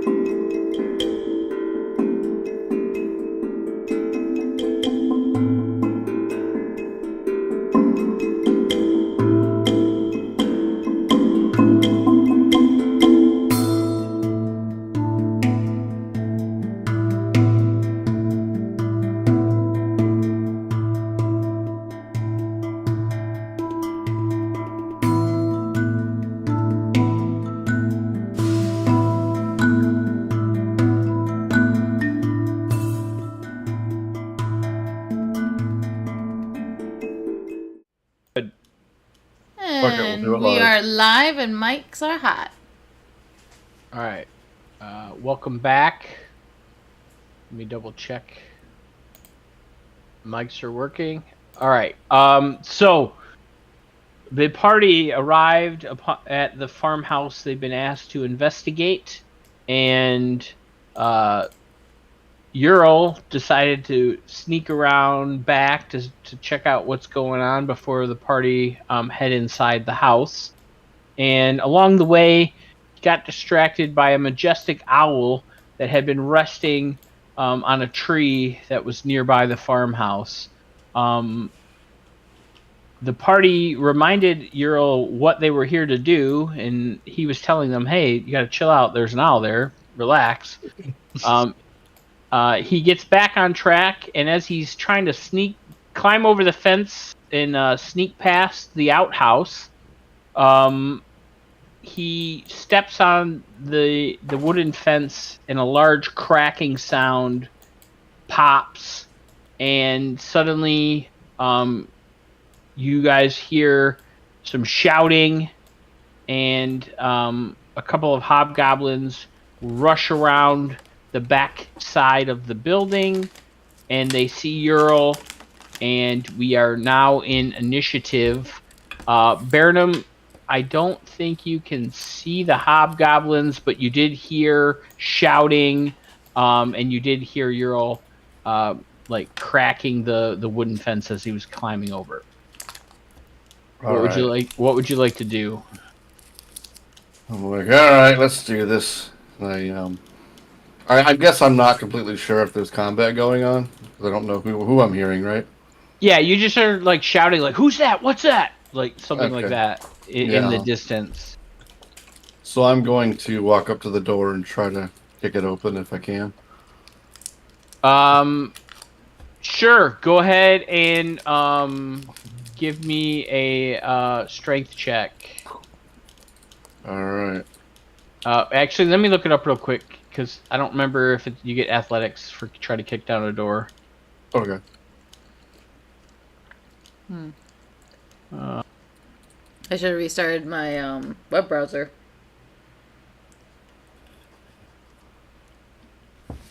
Of course. Yeah. What would another way of writing kicking down a door? That would look up in D&D Beyond. Jamming? Not jamming. What's it called when you... Siege? Oh, look up, I would look up strength check, ability checks. Check there and see if knocking on a door is an example. Oh, yeah, strength check. That's a good example. All right, I forget what it is where it tells you how to use Battering ram? All right, all right, here we go. Strength check. Yeah, I thought doors had a specific... Force open a stuck, lock, or barred door. Yep. Yeah, strength check. Okay. All right. Yeah. Yeet. Oh. You go to kick the door in, and it, you hear your foot makes a loud thud on the door, and the jam breaks a little bit, but it's not all the way busted through. You feel like you got to give it some more oomph to get the door open. All right. So I'm going to pull my axes out just in case. Okay. And that's my turn. All right. Next up is...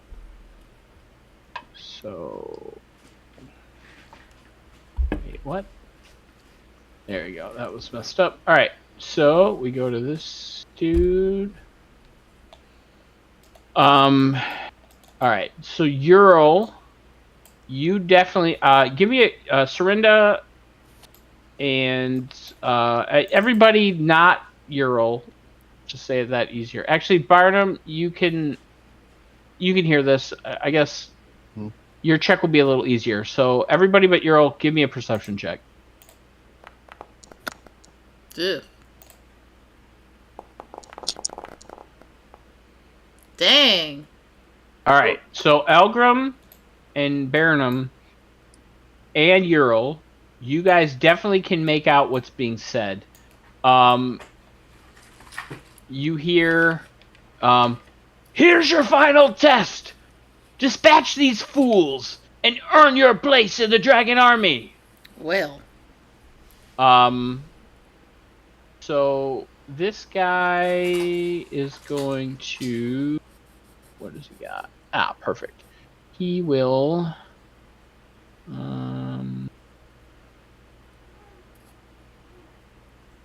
Yeah, he will move over this way.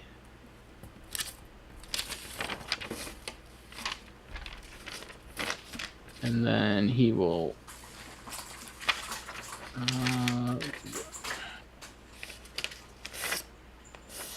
He will. Oh, I'm used to being a player. He will target Ural and pulls out a long bow and takes a shot at Ural.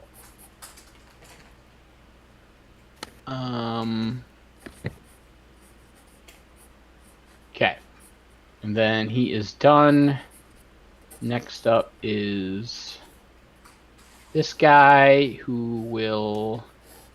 I think he's probably too far. Actually, no, he's good. He will move up and attack Ural with a longsword. An 18 to hit, and he does 7 slashing damage. And he is done. Then this guy is going to. And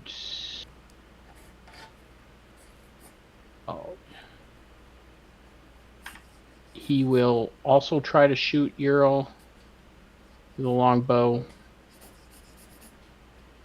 and misses. All right, Ural, it is your turn. Okay, I'm gonna yell at the top of my lungs. Okay, what are you saying? Like just a battle yell. Ugh! And then I'm going to transform it into a bear while I'm yelling and attack this guy. All right. Terrifying. All right. That's verifying? No, it goes. It's terrifying, but I like verifying. It is verifying, and it starts as a human, like, then it turns into, like it goes from like a higher octave to a lower octave as he go Power Rangers and morphs into a bear. Alright, let me get my character sheet. Go Sherman. Oh, yeah, I think we have to drag a bear onto you, right? There we go. Wild shape. Bear. Yep. Bear. Boom. Perfect. Bear. Up, bear. Alright. Da bears. Alright, now inventory. Bite. Attack. Normal. Wait, where did he go? Oh. Did I get him? Wait, you didn't target him, did you? I did. I thought I did. Yeah, it shows a little blue dot. But yeah, I don't know why it didn't. Oh no, but it didn't say that you hit or miss. That's weird. Yeah, you try to bite him, and he kind of blocks it with his shield. Oh no. Okay. All right, claw. Oh wait.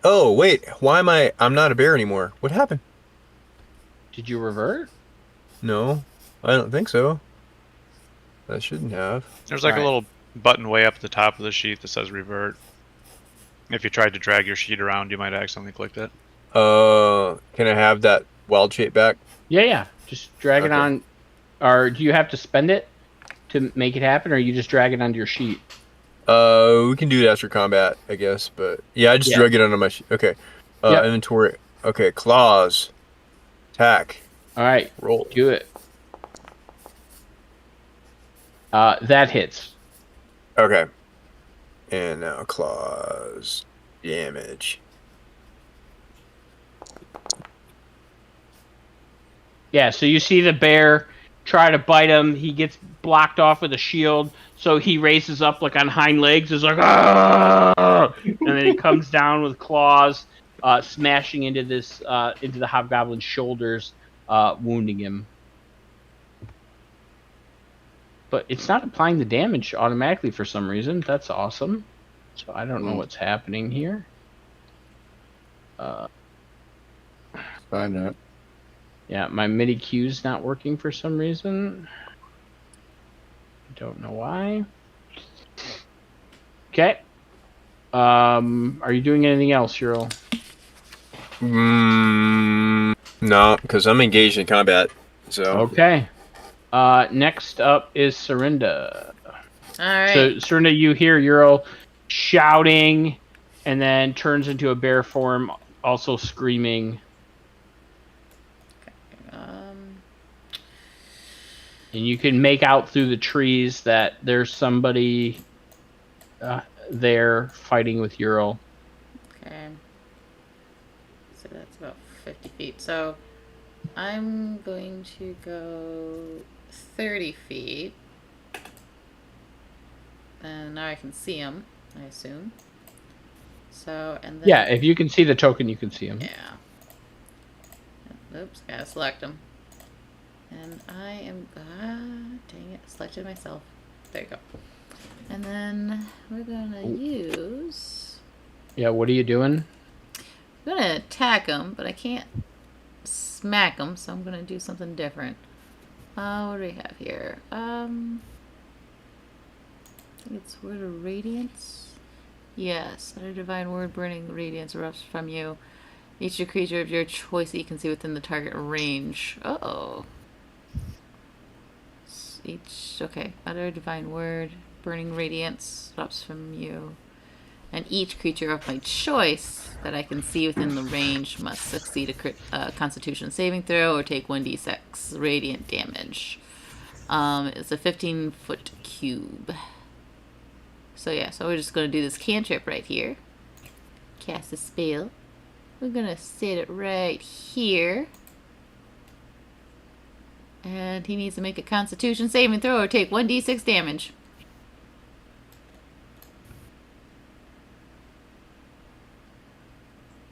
One second. So... I don't see the 15 feet. You don't? Yeah, I thought Word of Radiance was like around you, not... Well, so I don't... Let me double check, because it let me... Yeah, you utter one action, cantripped. Yeah, I'm just looking at it on D&D Beyond, and it just says 5 feet. Interesting. So. Trash within succeed Constitution saving throw. Yeah, that doesn't say. Cantrip. One action, 15-foot cube, special. It does not say verbal, somatic, 15-foot cube, one action. There's nothing else on it. Yeah, I think it's supposed to be like creatures around you hear you say the Word of Radiance, and then they have to make the save. It's not like a ranged AOE cantrip. That would be a little okay, well then I guess it. How do I undo that then? How do I? We can just delete it. Okay, let's. But I still got the. How do I get rid of? Maybe it's no. I think there's a way to click on it. Let me see. No. Oh, there it is. Okay. So we'll have to fix that. Yeah. Spell. I don't know why it's doing that. Okay. Well, then we're not gonna do that. Let's see. Touch really creature. Dancing woods. No. So nothing in the cantrips. Fairy fire. That's what we'll do. We'll do fairy fire. That's a range.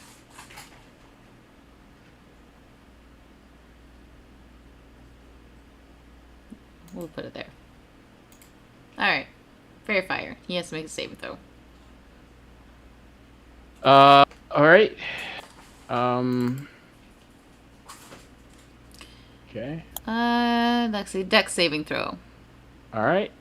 And it's gonna be a violet, a purpley hue, kind of like the color of the mushrooms.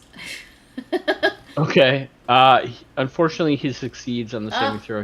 He got a 19. Dang. Well, all the little stuff, like all the rocks and pebbles, are also highlighted. The trees are highlighted, and pretty much any inanimate object. Yeah.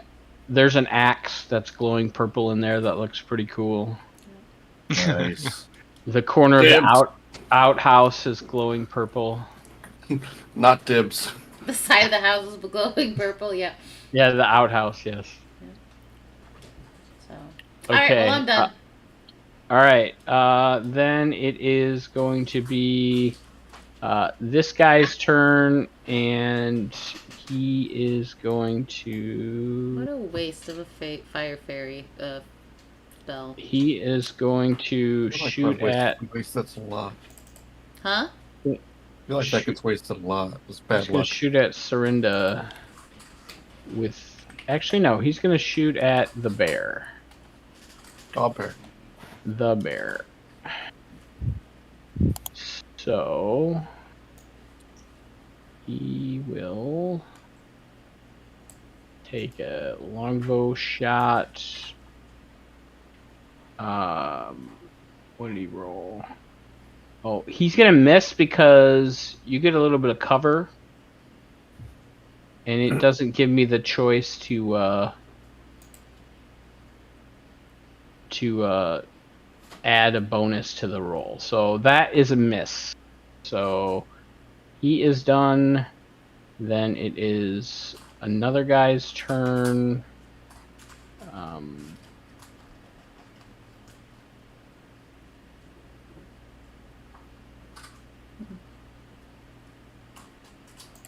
Okay, so he is going to move over here and take a shot at the bear with some cover.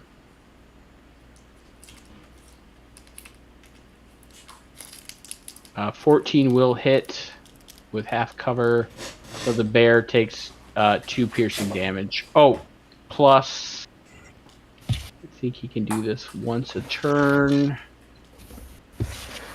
Plus 2d6, so you'll take an extra 8 piercing damage from the bow. Oof.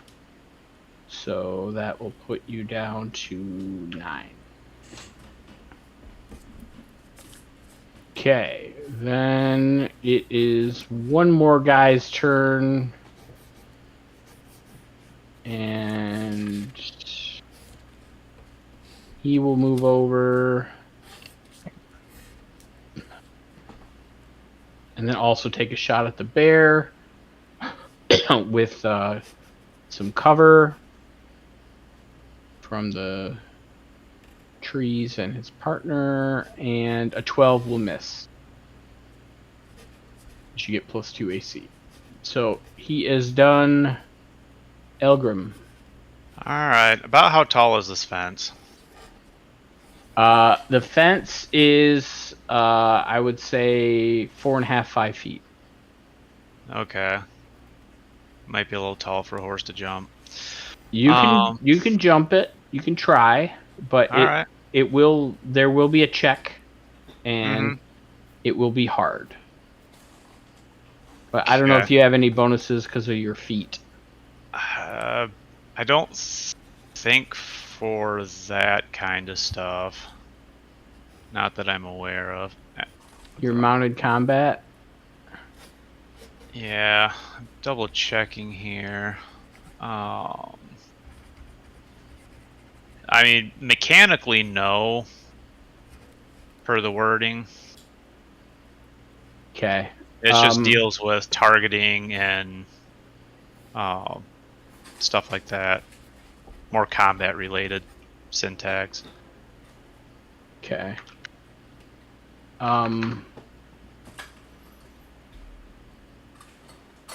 So, yeah, if you want to try to hop the fence on your horse, I would say go ahead and give me an animal handling check.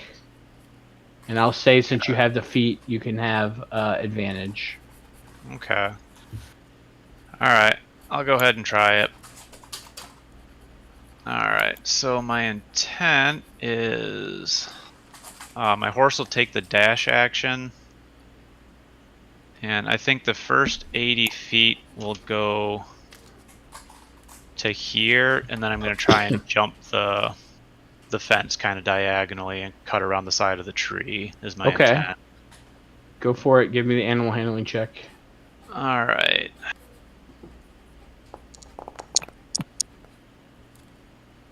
Not terrible. 18. Yeah, you can jump the fence. Alright. That was 80. If only anybody could see it. Yeah. Right. So I can go another 40. So I can go there. Oh, you're going up around this way. Okay. Yeah.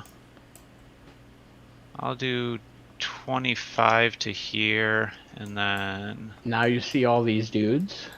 I can go another 15. So I can go to there. Alright. So that will be the extent of my move.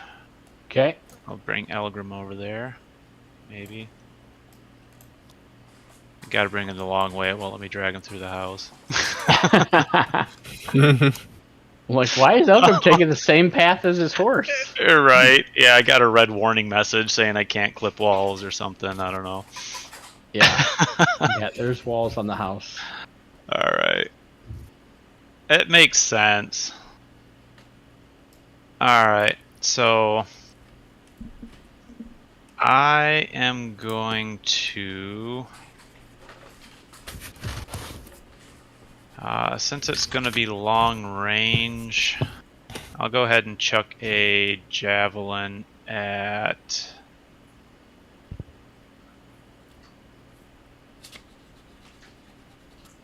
I guess one of the hobgoblins down there. Okay. Go for it, target him, and throw your javelin with disadvantage. Javelin. Attack. Disadvantage. Ooh, actually, no, I'll use my one of my Solamnic, what is it called? Precise strikes. Oh, so to I can cancel roll it out? normal. Yeah. All right, go for it. Roll normal. 22 to hit. 22 hits. Alright. And I'll add the 1d8 onto it.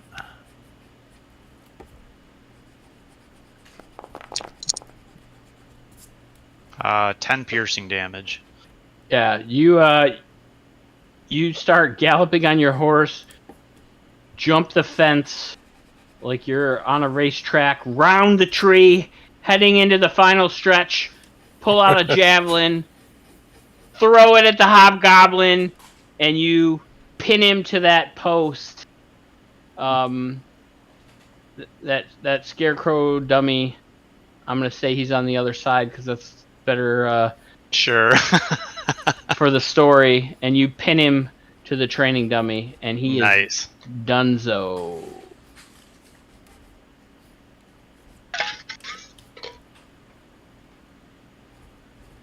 All right. Elgrim, are you done? Yep, I am done.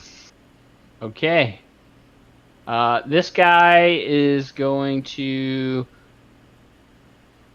shout, "Do not retreat, you fools! You must earn your place and kill all that oppose the dragon army!" Well, And we then know. he's going to pull out a javelin, strike it on fire, Oh. and One of he these is guys. going to move closer to you, Mm-hmm. and he's going to chuck a javelin at you. All right.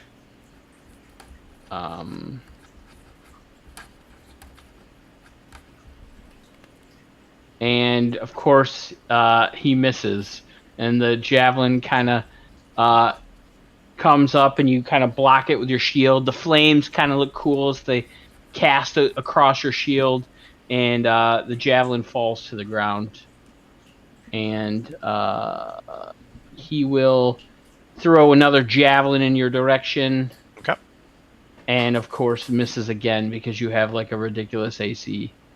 So, yeah, I tried my best. Still And less than Dorinda's. he's done. Burnham, Not by much. what would you like to do? I'm gonna kick down this frickin' door.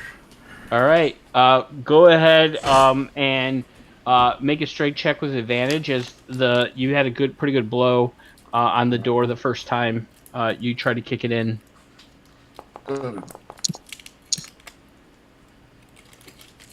All right, you are able to kick in the doorway. All right. And the door is open. Let me open that for you. So that should be open. All right. And then you see a hallway Oh.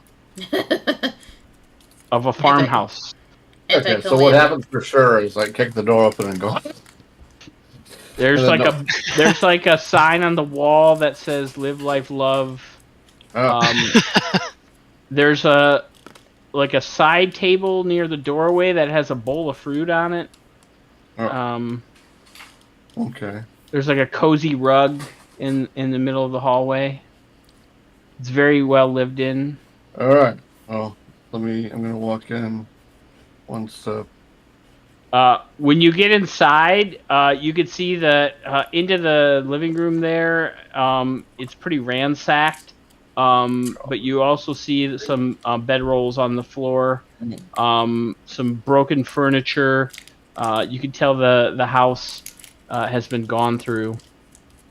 All right. I'm gonna grab some grapes and eat them. And they taste fresh, nice. freshly picked. Good stuff.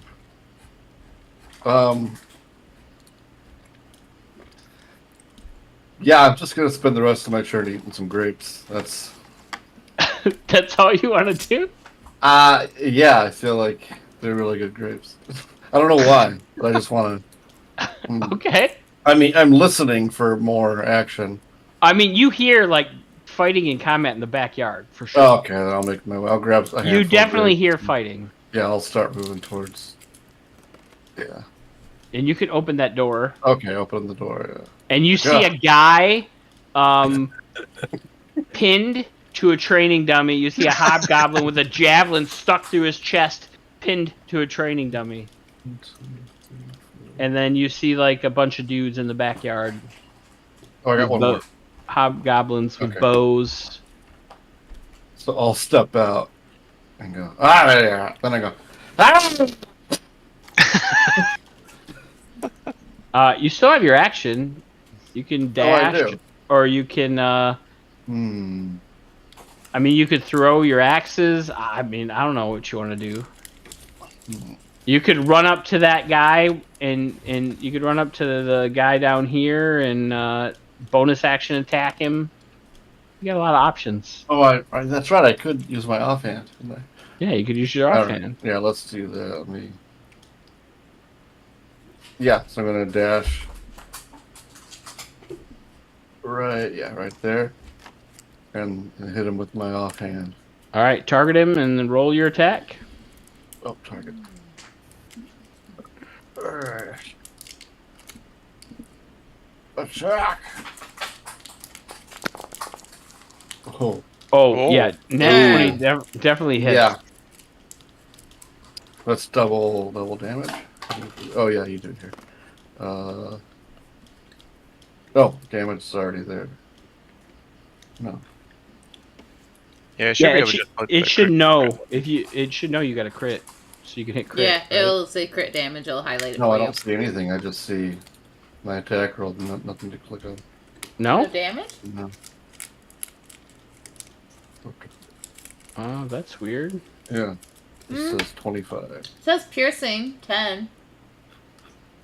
No, that was my attack. Oh, never mind. Yeah, I don't know why it's not. All right, so go ahead. We'll just roll the damage. We'll manually do it. All right. So- The damage is what? Oh, it's right here. All right.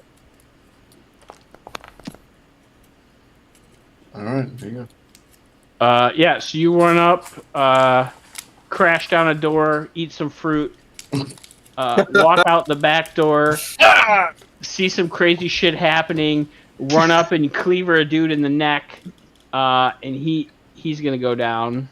All right. With his As he- offhand. as he Amazing falls- offhand. As he falls to the ground, I'm gonna spit a grape seed out on the ground. All right. And that's my Spit a turn. grape in his face. So this guy is going to come up and actually he'll just come around to this side and attack you with a long sword. Does a 17 hit? Yes. All right. So why didn't it give you damage? There Probably we go. waiting for me. Yeah. Oh. It's okay. I got a reaction I could use. Oh, okay. You got a reaction you can use? Okay. Yeah. So he runs up and hits you with a long sword, and you take 6 slashing damage. And then his friend is going to attack the bear. So he will target bear and hit him with the longsword attack. 19 to hit. Ooh, 8 slashing damage to the bear. The bear is not looking good, even though the food tastes good. It is Ural the bear's turn. Okay, well. What would you like to do, Ural? Okay, first thing I'll do is I'm gonna blow a second level spell slot and get back 2d8. So I just roll 2d8 in chat. Yep. And then just apply that healing to you. 13. Okay. So that gives me 14. Okay. And then I'm gonna chomp him. All right, go for it. Oh, I didn't target him. Ooh. Oh well. Did that hit? 19 hits. Go ahead and roll the damage. Okay.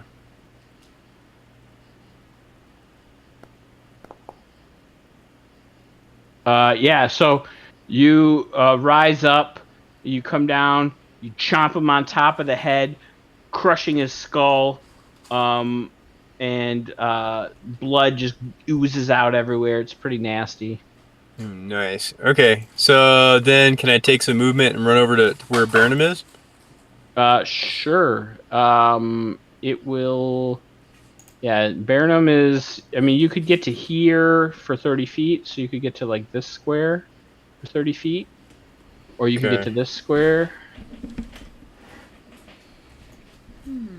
Yeah, let's do that. And it'll be Bear and Burnham. Alright. Nice. You can still use your claw attack if you want. Oh, awesome. Yeah, I'll do that. Okay, so let me target this guy. Offhand him too. Yeah, it's my offhand. Knight of offhands. Okay, claw attack. Normal. 19 hits. Whap. Okay.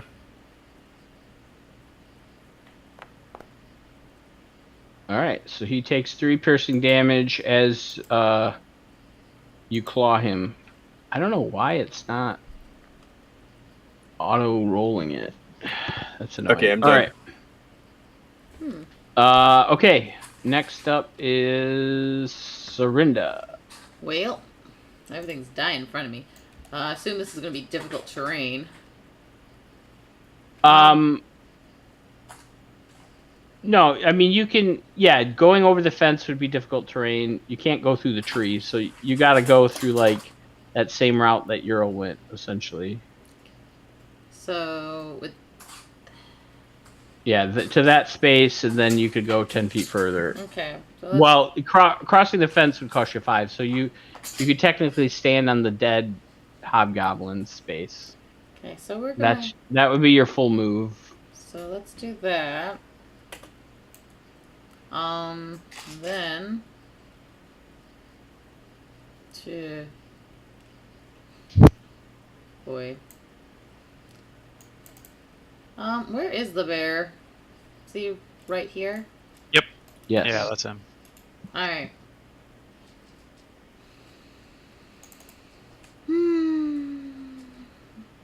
We'll do a moonbeam, I guess. Maybe I'll kill a bunch of things. Let's see here. Yeah, I can do this. That will get everybody in that, radius. So we'll center target this one. And, yeah. 5-foot radius, 40-foot cylinder. Standard roll, I guess. Yeah, Saving it's on throw the start. DC. Yeah, It's on the start of their turn. Yep. So that's what I'll do there, and that's it for that. Okay. Next up is this guy who needs to make a saving throw. So.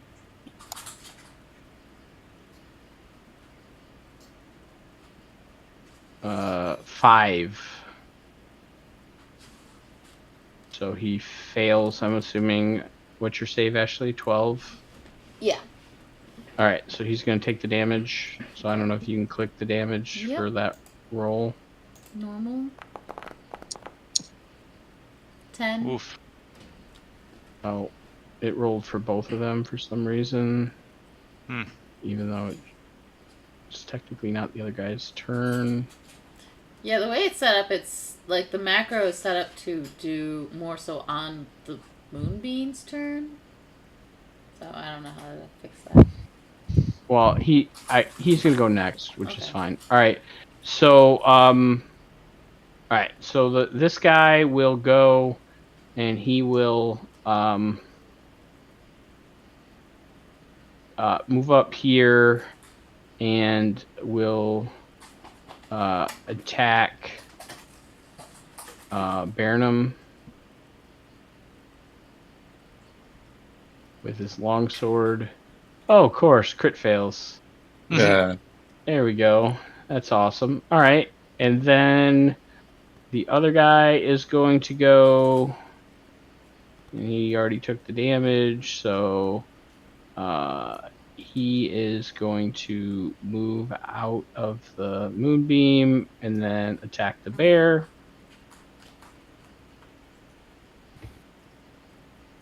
For 13 to hit. So, and then he will apply his extra damage. So you'll take an extra 5 slashing damage from the longsword, putting you down to 3. And he is done. So yeah, they both step out of the moonbeam. One of them tries to hit Burnham, is not successful. The other one steps out in attempts to hit, or it does hit Ural. And now it is Elgrim's turn. All right. So Elgrim is going to take his lance out and charge this guy, and at the last second try and kind of spin the lance around to like clobber him non-lethally. Okay.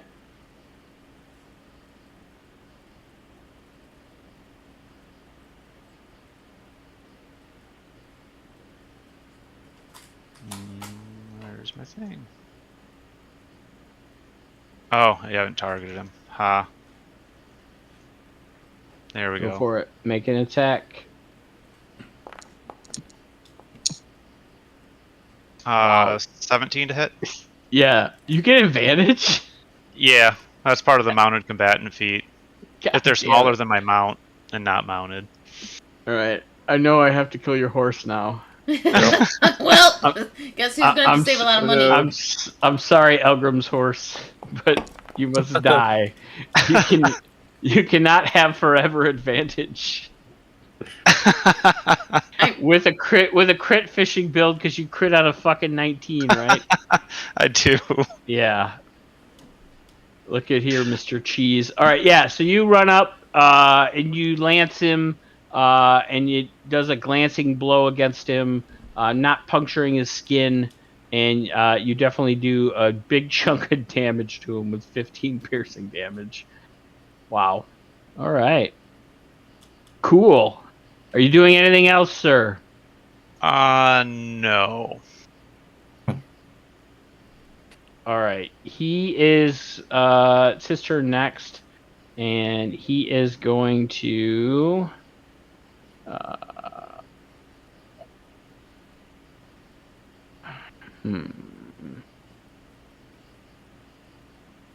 he is going to attack you, and he's going to try to attack your horse to try to knock you off of it. So, first attack will be on you with a longsword. 22 to hit. Yes. All right, so 7 slashing damage you take after the Okay. your heavy armor thing. I didn't mean to do that. Okay, and then he will. Well, Go for it. also, as part of mountain combatant, is I can force the attack targeting my mount to target me instead. Are you surprised? All right. Are you So surprised? what you're telling me is mages and archers are now gonna fucking shoot at you. That's what you're Areas of telling me now. effect. Area of effect. Basically. Yeah. Yeah. All right, I have to fireball you now. All right, so he's going to attack you again, or maybe Dragon's Fire will breathe down on you. Yeah, there you go. All right, so he's gonna take a second attack with his longsword, and of course he misses with the second attack. I like how you held off on that. Yeah, he waited, and he was like, "Well, actually, you need to Push my glasses up. target my mount. You actually have to target me." Excellent. Yeah. All right, Baradum, it's your turn. Top of round 3. Get to murdering some hobgoblins. All right. I'm gonna target the one south of me. Okay. And yeah, I'm gonna swing him with both axes. I'm gonna go ahead and use the blunt side of the axis and try to get him unconscious. Okay. Instead of just murder hoboing. That squeaky voice guy really got to my heart, you know. Hey, just because Paul's doing it doesn't mean you have to do it. I mean, No, I was gonna do it before Paul. except you ran outside and cleavered a dude in the neck. And now I'm not gonna do that again because I want to save at least one, preferably 2, to play off of each other. All right, here we go. That's my attack sound. That Damn. 24 definitely hits. Oh yeah. Okay, and it's gonna be. Okay. All right. You hit him bluntly, and he definitely takes the 4 bludgeoning damage from the backside of your axe, but he's still standing. Okay. Again. With my Better than he offhand. ever did. He's looking like a true survivor. No. Little kid. Yeah, this time he blocks it with his shield, and he spits in your direction. All right, I might have to kill him. For killing my lover. Eh? Kill your Gross. Disgusting. Thought you guys spawned randomly. I didn't think there was hobgoblin sex happening. Dwarven bigot. Oh, you already You smell it. You're so hairy and oh god. You specious motherfucker. Ah. Blech. So Sorry, yeah, my dog. so it's actually his turn, so he's gonna target you, Okay. and he's gonna try to hit you with the long sword, and he misses, of course, because I'm rolling like shit. Oh no. Wonderful. All right, he's done. Euro, your turn as Bear Euro. Okay, I'm gonna spin another second level spell All right. and then get 2d8 back. All right, roll it up. All right.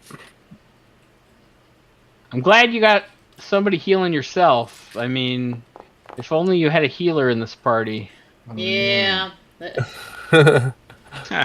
See, the problem Okay. is you let Ashley play the healer when she likes to be DPS, guys. I don't know what his health points yeah. are at.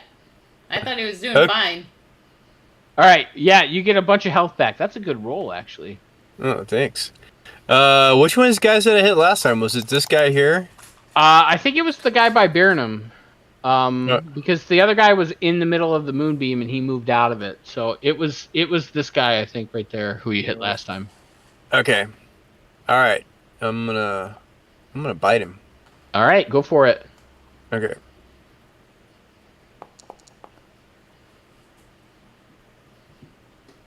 You try to bite him, and he like cowers beneath his shield, and you're like trying to bite over top of it, like a zombie trying to eat his head off. And he's like pushing you away.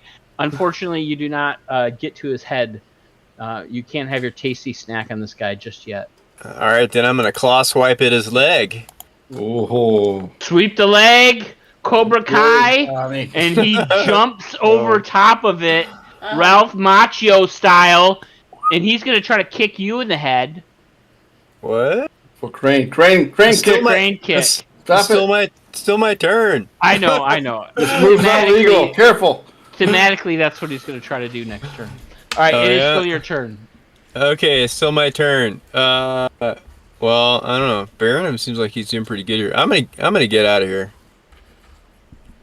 I'm gonna head over this way. All right, so he is gonna Ralph Macchio take an opportunity attack on you. He can do that as you run away. So I think you have to. Can you move back? Because I think you have to be next to me for me to actually try to hit you. Yeah. Okay. Otherwise, the game yells at me. So, all right, he's gonna take an attack on you real quick. Opportunity attack style. So longsword attack. Yes, he hits you. Thematically, you got kicked in the head. But he is gonna do his martial advantage, and you take an extra 8 damage as you run away. Okay, can I run away? You can run away. Yep. What about this guy over here? Is he attacking me too? Oh crap! That guy can get it. Yes, he's gonna attack you too. I should have said nothing. I should have said anything. Oh, yeah, thank you. I appreciate that. But he is also gonna try to attack you. Oh, he does, and he is also gonna do his martial advantage on you. So why isn't it not rolling it? All right. I think you should have had to force to revert. So yeah. Did it automatically do that? Yeah, there we go. It didn't. So you should have taken an extra 7. Yeah. So that would put you down to 24, and then he's gonna roll martial advantage. And it's not rolling it for some reason. So I'll just roll it manually. So you'll take an extra 5, putting you down to 19. Okay. Now can I run? Now you can run, yes. Okay. Yay! I'm gonna run over here. Help! Alright, there we go. All right. Are you done now? Yes, I'm done now. Okay. Thank you for reminding me of the second opportunity attack. I appreciate that. You're welcome. If you don't have advantage, give yourself advantage or inspiration. Give yourself inspiration right now for being honest. Okay, thank you. All right, Serinda. We're gonna finally get in some action here. So we're gonna do, what is this, 5, 10, 15, about roughly about 20 feet of movement. Now let's go ahead and come in here. We'll do 30. We'll actually put my button over here. And I will attack this guy here. Okay, So go for it. now that I have him there, I can do inventory. We're gonna do let's do our Warhammer. Ooh, what happened? There you go.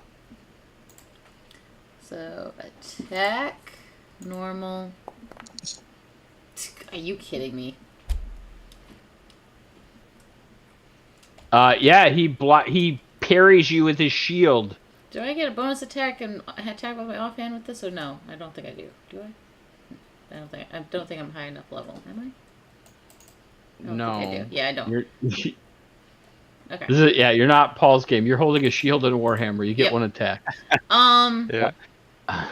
But Mark, it's on the attributes tab on the right hand side, just under exhaustion and death saves and your second wind, about halfway down the sheet. Thank you, Paul. Thank And you. then I'm gonna bonus action. Let's come over here because I'm into the range.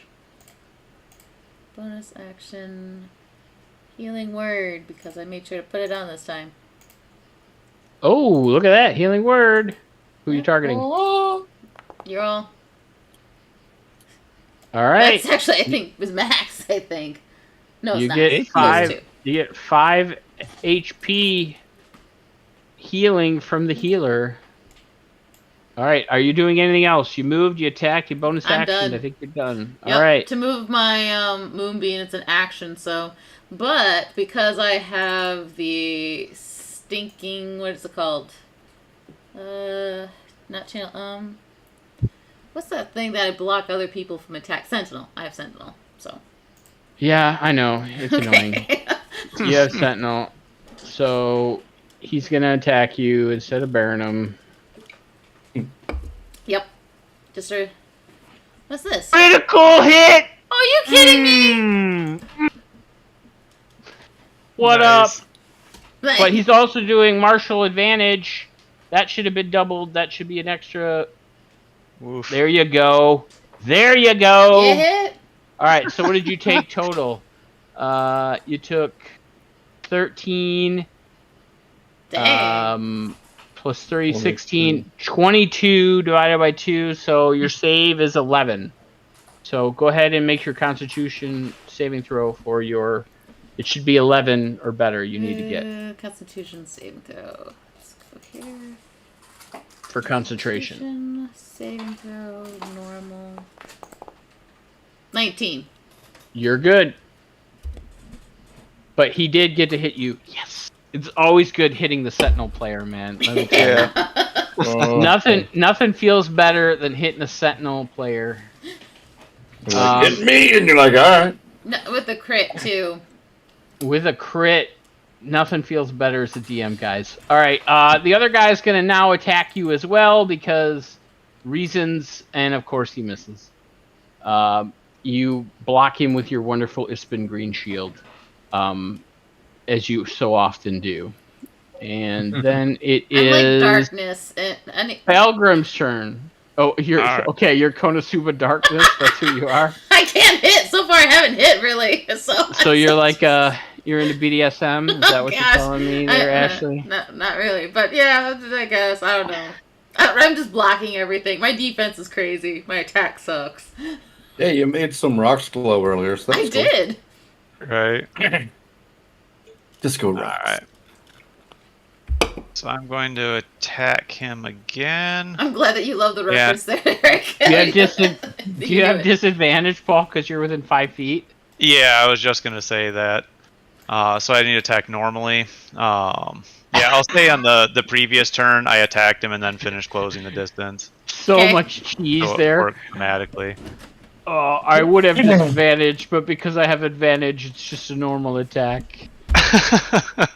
20 to hit. Of course, 20 hits, yes. Normal. 7. All right, you knock this guy unconscious. All as right. you bludgeon him with the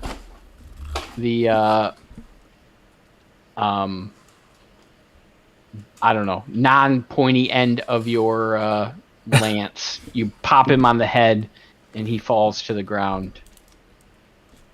All right. Next up. Oh, are you doing anything else, Paul? No, I think that'll be it. Okay. You're not gonna hog tie him? On a Next- future turn. Next is Burnham. All right. You're surrounded by two dudes, All right. but suddenly one of them stopped attacking you. Yeah, I wonder what. That's weird. But the guy who you killed his lover, he's still Yeah. there. Yeah, don't worry. I'm going to join his lover soon. So I have a technical question. Sure. In two-weapon fighting, your offhand is a bonus action? Yes. Okay. So I have 3 attacks then. So How do you have 3 attacks? I've got Horde Breaker. All right, let me Once look at on each of my Hordebreaker. turns, when I make a weapon attack, I can make another attack with the same weapon against a different creature that's within 5 feet. So yeah, I could Holy So crap! I could do that and then do my bonus offhand as you long go. as they're like next to me. Yep. Yes. Okay. In this instance, you have 3 attacks because you have Okay. to Hordebreaker. You have to attack different people. So yes, All right. you have 3 Okay. attacks right now. That's fucking awesome. But- I noticed that last time, but I'm like, no, it couldn't be. No, yeah, you get 3 all attacks. All right. Yeah, I'll just be Welcome. the shield, and you can just go ahead. I'll be shield Right. hero, man. Just... I'm surprised because I'm not the min-max for the group. But it's What? turning You think out my world's nice. that dark that it's like fucking Shield Hero? I'm gonna call you a rapist now. Like No, What? it hasn't gotten it's dark.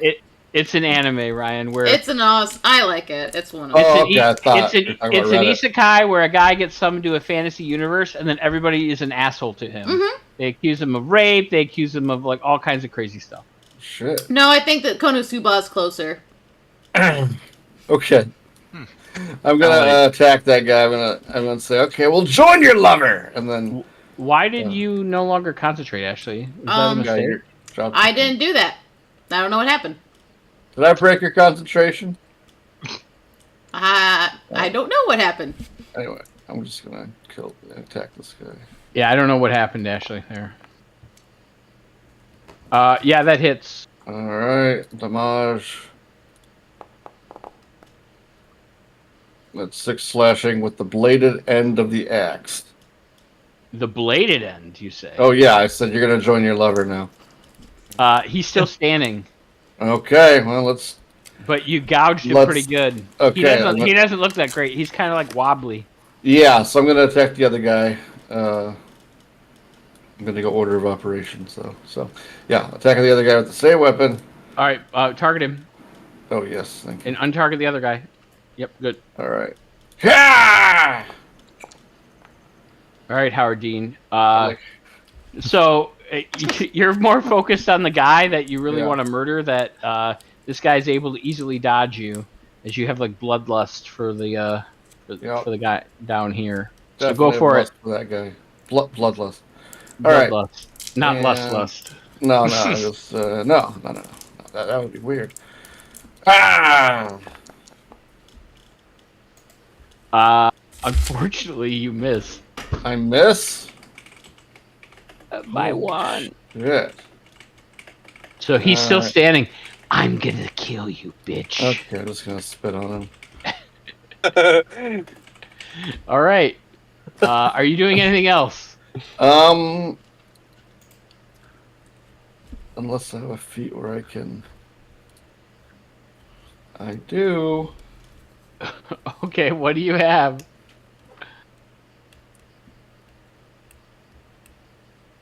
You know they're your favorite enemy, by the way. Yeah.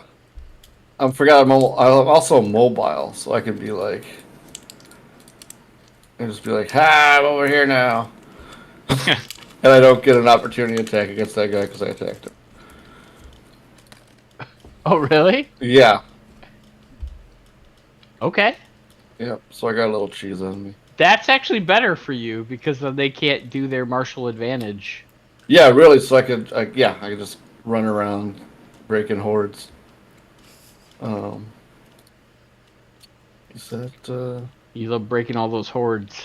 Yep. Oh, okay. Yeah, that's the end of my turn. I'm gonna read up on my favorite enemy. Downtime here. I don't think you get anything mechanically other than. No, it looks like I could track them really well, and I. But it makes sense that you hate them now and you're murdering them. Yep, that's perfect. So he's gonna try to kill you, but he doesn't get bonus damage anymore, so that's a bummer. Uh-huh. But he's gonna attack you with his longsword. And 19, does that hit? I'm gonna absorb it. Okay. So I cast the absorb elements spell. All right. All right, and that is. Well, it's not an elemental attack. No, it's spell captures some of the incoming energy. So It says acid, cold, fire, lightning, or poison. This is yeah, it's gonna be on. I don't think you can use it in this instance. No, I think it's gotta be a magical damage. It's got to be a magical, yeah. All right, I won't use it. So I will undo that. Give yourself your spell slot back. All right. Pink. But you only do take the 9 damage because you're not standing next to his friends anymore. So that's a bummer. Oh, they got like Wolfpack tactics sort of thing. That's a bummer. All right. So he is done. And Ural, it is your turn. Okay. Let's see. I'm gonna run over here to this guy. Let me guess. And and I'm gonna grapple. I'm gonna grapple him, but thematically, I'm gonna try to tackle him. So okay, I like it. Okay, go for it. So what? Roll strength athletics, and then I gotta do the same. Strength athletics. Okay. You definitely run up and you tackle him, and I'll say you're like holding his legs, right? It's like judo in the Olympics. You got like a hold on him right now. The Olympics on NBC. He is grappled currently. Awesome. Okay, I'll hold on to. Think that's my action, right? That's all I can do. Yeah, I think you do have. What does your grappler feat give you? Does that give you anything? Yeah. So, you have advantage when you're grappling, so you got to remember that. And then you can use your action to pin a creature, and then if you do, you can restrain him. So next turn you could try to pin him. Cool. Okay. All right. That's all. And then so then it is Serinda's turn. Go for it, Serinda. Yeah, we're gonna attack this guy here. Oops, over here with the warhammer. And attack normal. Wait, do I get advantage because he's grappling? No. Oh. But if he pins him next turn, you will get advantage because he'll be restrained. So he just can't move right now. He can't run away. Okay. So 17 it looks like. 17 hits. Alright, damage. No. Why does it say he misses? What is? Oh no, it misses. Sorry. Okay. By 1. Alright. And that be that. I guess let's see here. Hit points wise, he's not dying or dead, and what the heck is going on? So this is where you could have used your word of radiance and then hit both these dudes, right? Because they're within 5 feet of you. Oh, I see. Yeah, I see what you mean. All right. So he is going to attack you back because Sentinel. Yep. Man, I wish wonderful Sentinel, my favorite feature in the whole game. Going for sarcasm? 12 to hit. I just hate that she has like super high AC and like I have to attack her. Cool. So he's done. He's done nothing. I'm darkness. The other guy is going to attack you. And what will he do? 13. That also misses. So yes, you're being darkness very well. Elgrim, All right. So you're on a horse. yes. What would you So like to do? I'm gonna kind of stand up in the saddle and shout over the hobgoblins, "Drop your weapons and surrender!" The one that's in front of Burnham says, "Fuck you! I will kill this motherfucker!" That's what you hear back. All right. That went well. All right. So I think I am going to. Does it look like the other two are complying or no? Go ahead and give me a perception check. And actually, if you use your action, I'll let you roll a intimidation on them, strength intimidation if you want. Okay. I'll try it. Okay, go ahead. Roll the strength intimidation, and then I'll have you roll the perception after that. 13. Okay. And then go ahead and roll a perception check. Perception check will be 14. You notice that, yeah, the two of them that are by Serinda, they look like, God damn it, we can't hit this chick. And then you say that, and they kind of like lower their guard a little bit, so they look like they're gonna comply. Okay. So that's gonna be my turn. Okay. Burnham, you are up. All right, I'm gonna chop this guy's head off. Attack. It started out as just Do you wanna move first so that you can kind of get your horde breaker attack too, or no? You don't care. Oh, I'm good. Okay. 24 definitely hits.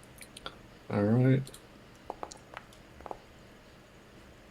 All right. So what you guys see is Burnham kind of looks back at Elgrim as he's telling them to surrender, and then turns and pulls a spin move and lops this dude's head off, and the head goes rolling in the direction of Ural and then lands at Ural's feet as this guy, his body then goes limp to the ground. He's dead. He's dead. Reuniting lovers. All right. What else would you like to do, Burnham? You have a bonus action attack. Yeah, so I'm gonna narrow my gaze at the other two. Okay. And say, who wants to be next? Okay. Go ahead and give me intimidation check. Either strength or charisma, whatever's better for you. Okay. Intimidation. Okay.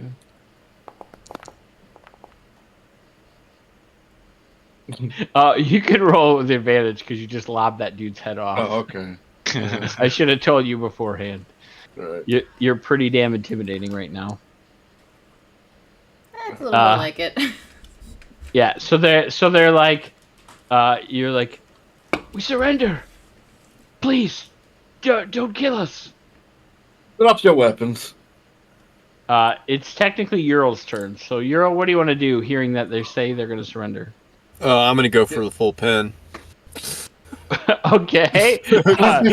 So All right. So roll strength athletics with advantage, and they will try to resist the pin.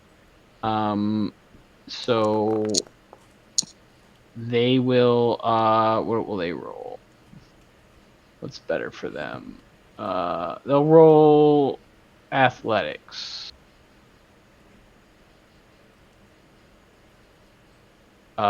So I got a 5. So you pin this guy to the ground, and you hear, I surrendered! Can I move his face towards that lopped off head? Oh yeah, for sure. Okay. I was gonna maneuver where he's So you're facing like, that lopped off head. you're like on the ground with him. You got him like in a full reverse choke, and then you just kind of roll to the side, and his face is like face to face with the lopped off head, and you're just like choking him. Euro, leave it. Give. Surrenda, what are you doing as Euro is choking a guy out? Well, I'm gonna put my hand slightly on Ural and just be like, just knock him out. Just don't kill him.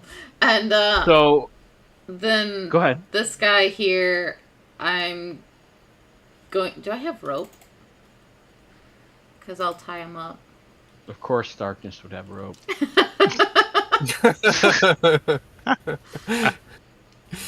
So I don't see. I have a blanket, but I don't see rope in my inventory for some reason. That's Tie more him up with the thematic. blanket. Huh? I said that's more thematic for Darkness. Yeah, that's it. So, yeah, I'm just gonna tie him up with whatever I have. Obviously, it's a blanket, so I'm gonna use my blanket and try to tie him up. Or something. So we'll drop out of combat. The one guy's like trying to tap out on Euro. He's like tapping you, saying he gives, and then the other guy like drops his weapons, and he's like putting his hands down, and he's not trying to make any aggressive motions. Okay, well, while that's going on, I'm going to kind of try and wave and get the party's attention. Hey, guys, I'm going to hold up some manacles. Oh, that would work much better. And on that note, that's where we're going to end tonight's session. All right. That will work much better. All right. Darkness gets a little piqued interest as she looks over and sees the manacles. Her cheeks are a little flush, and that's where we'll pick up in 2 weeks' time. Oh, awesome. All right, perfect. Alrighty, so we will peace out here. All right.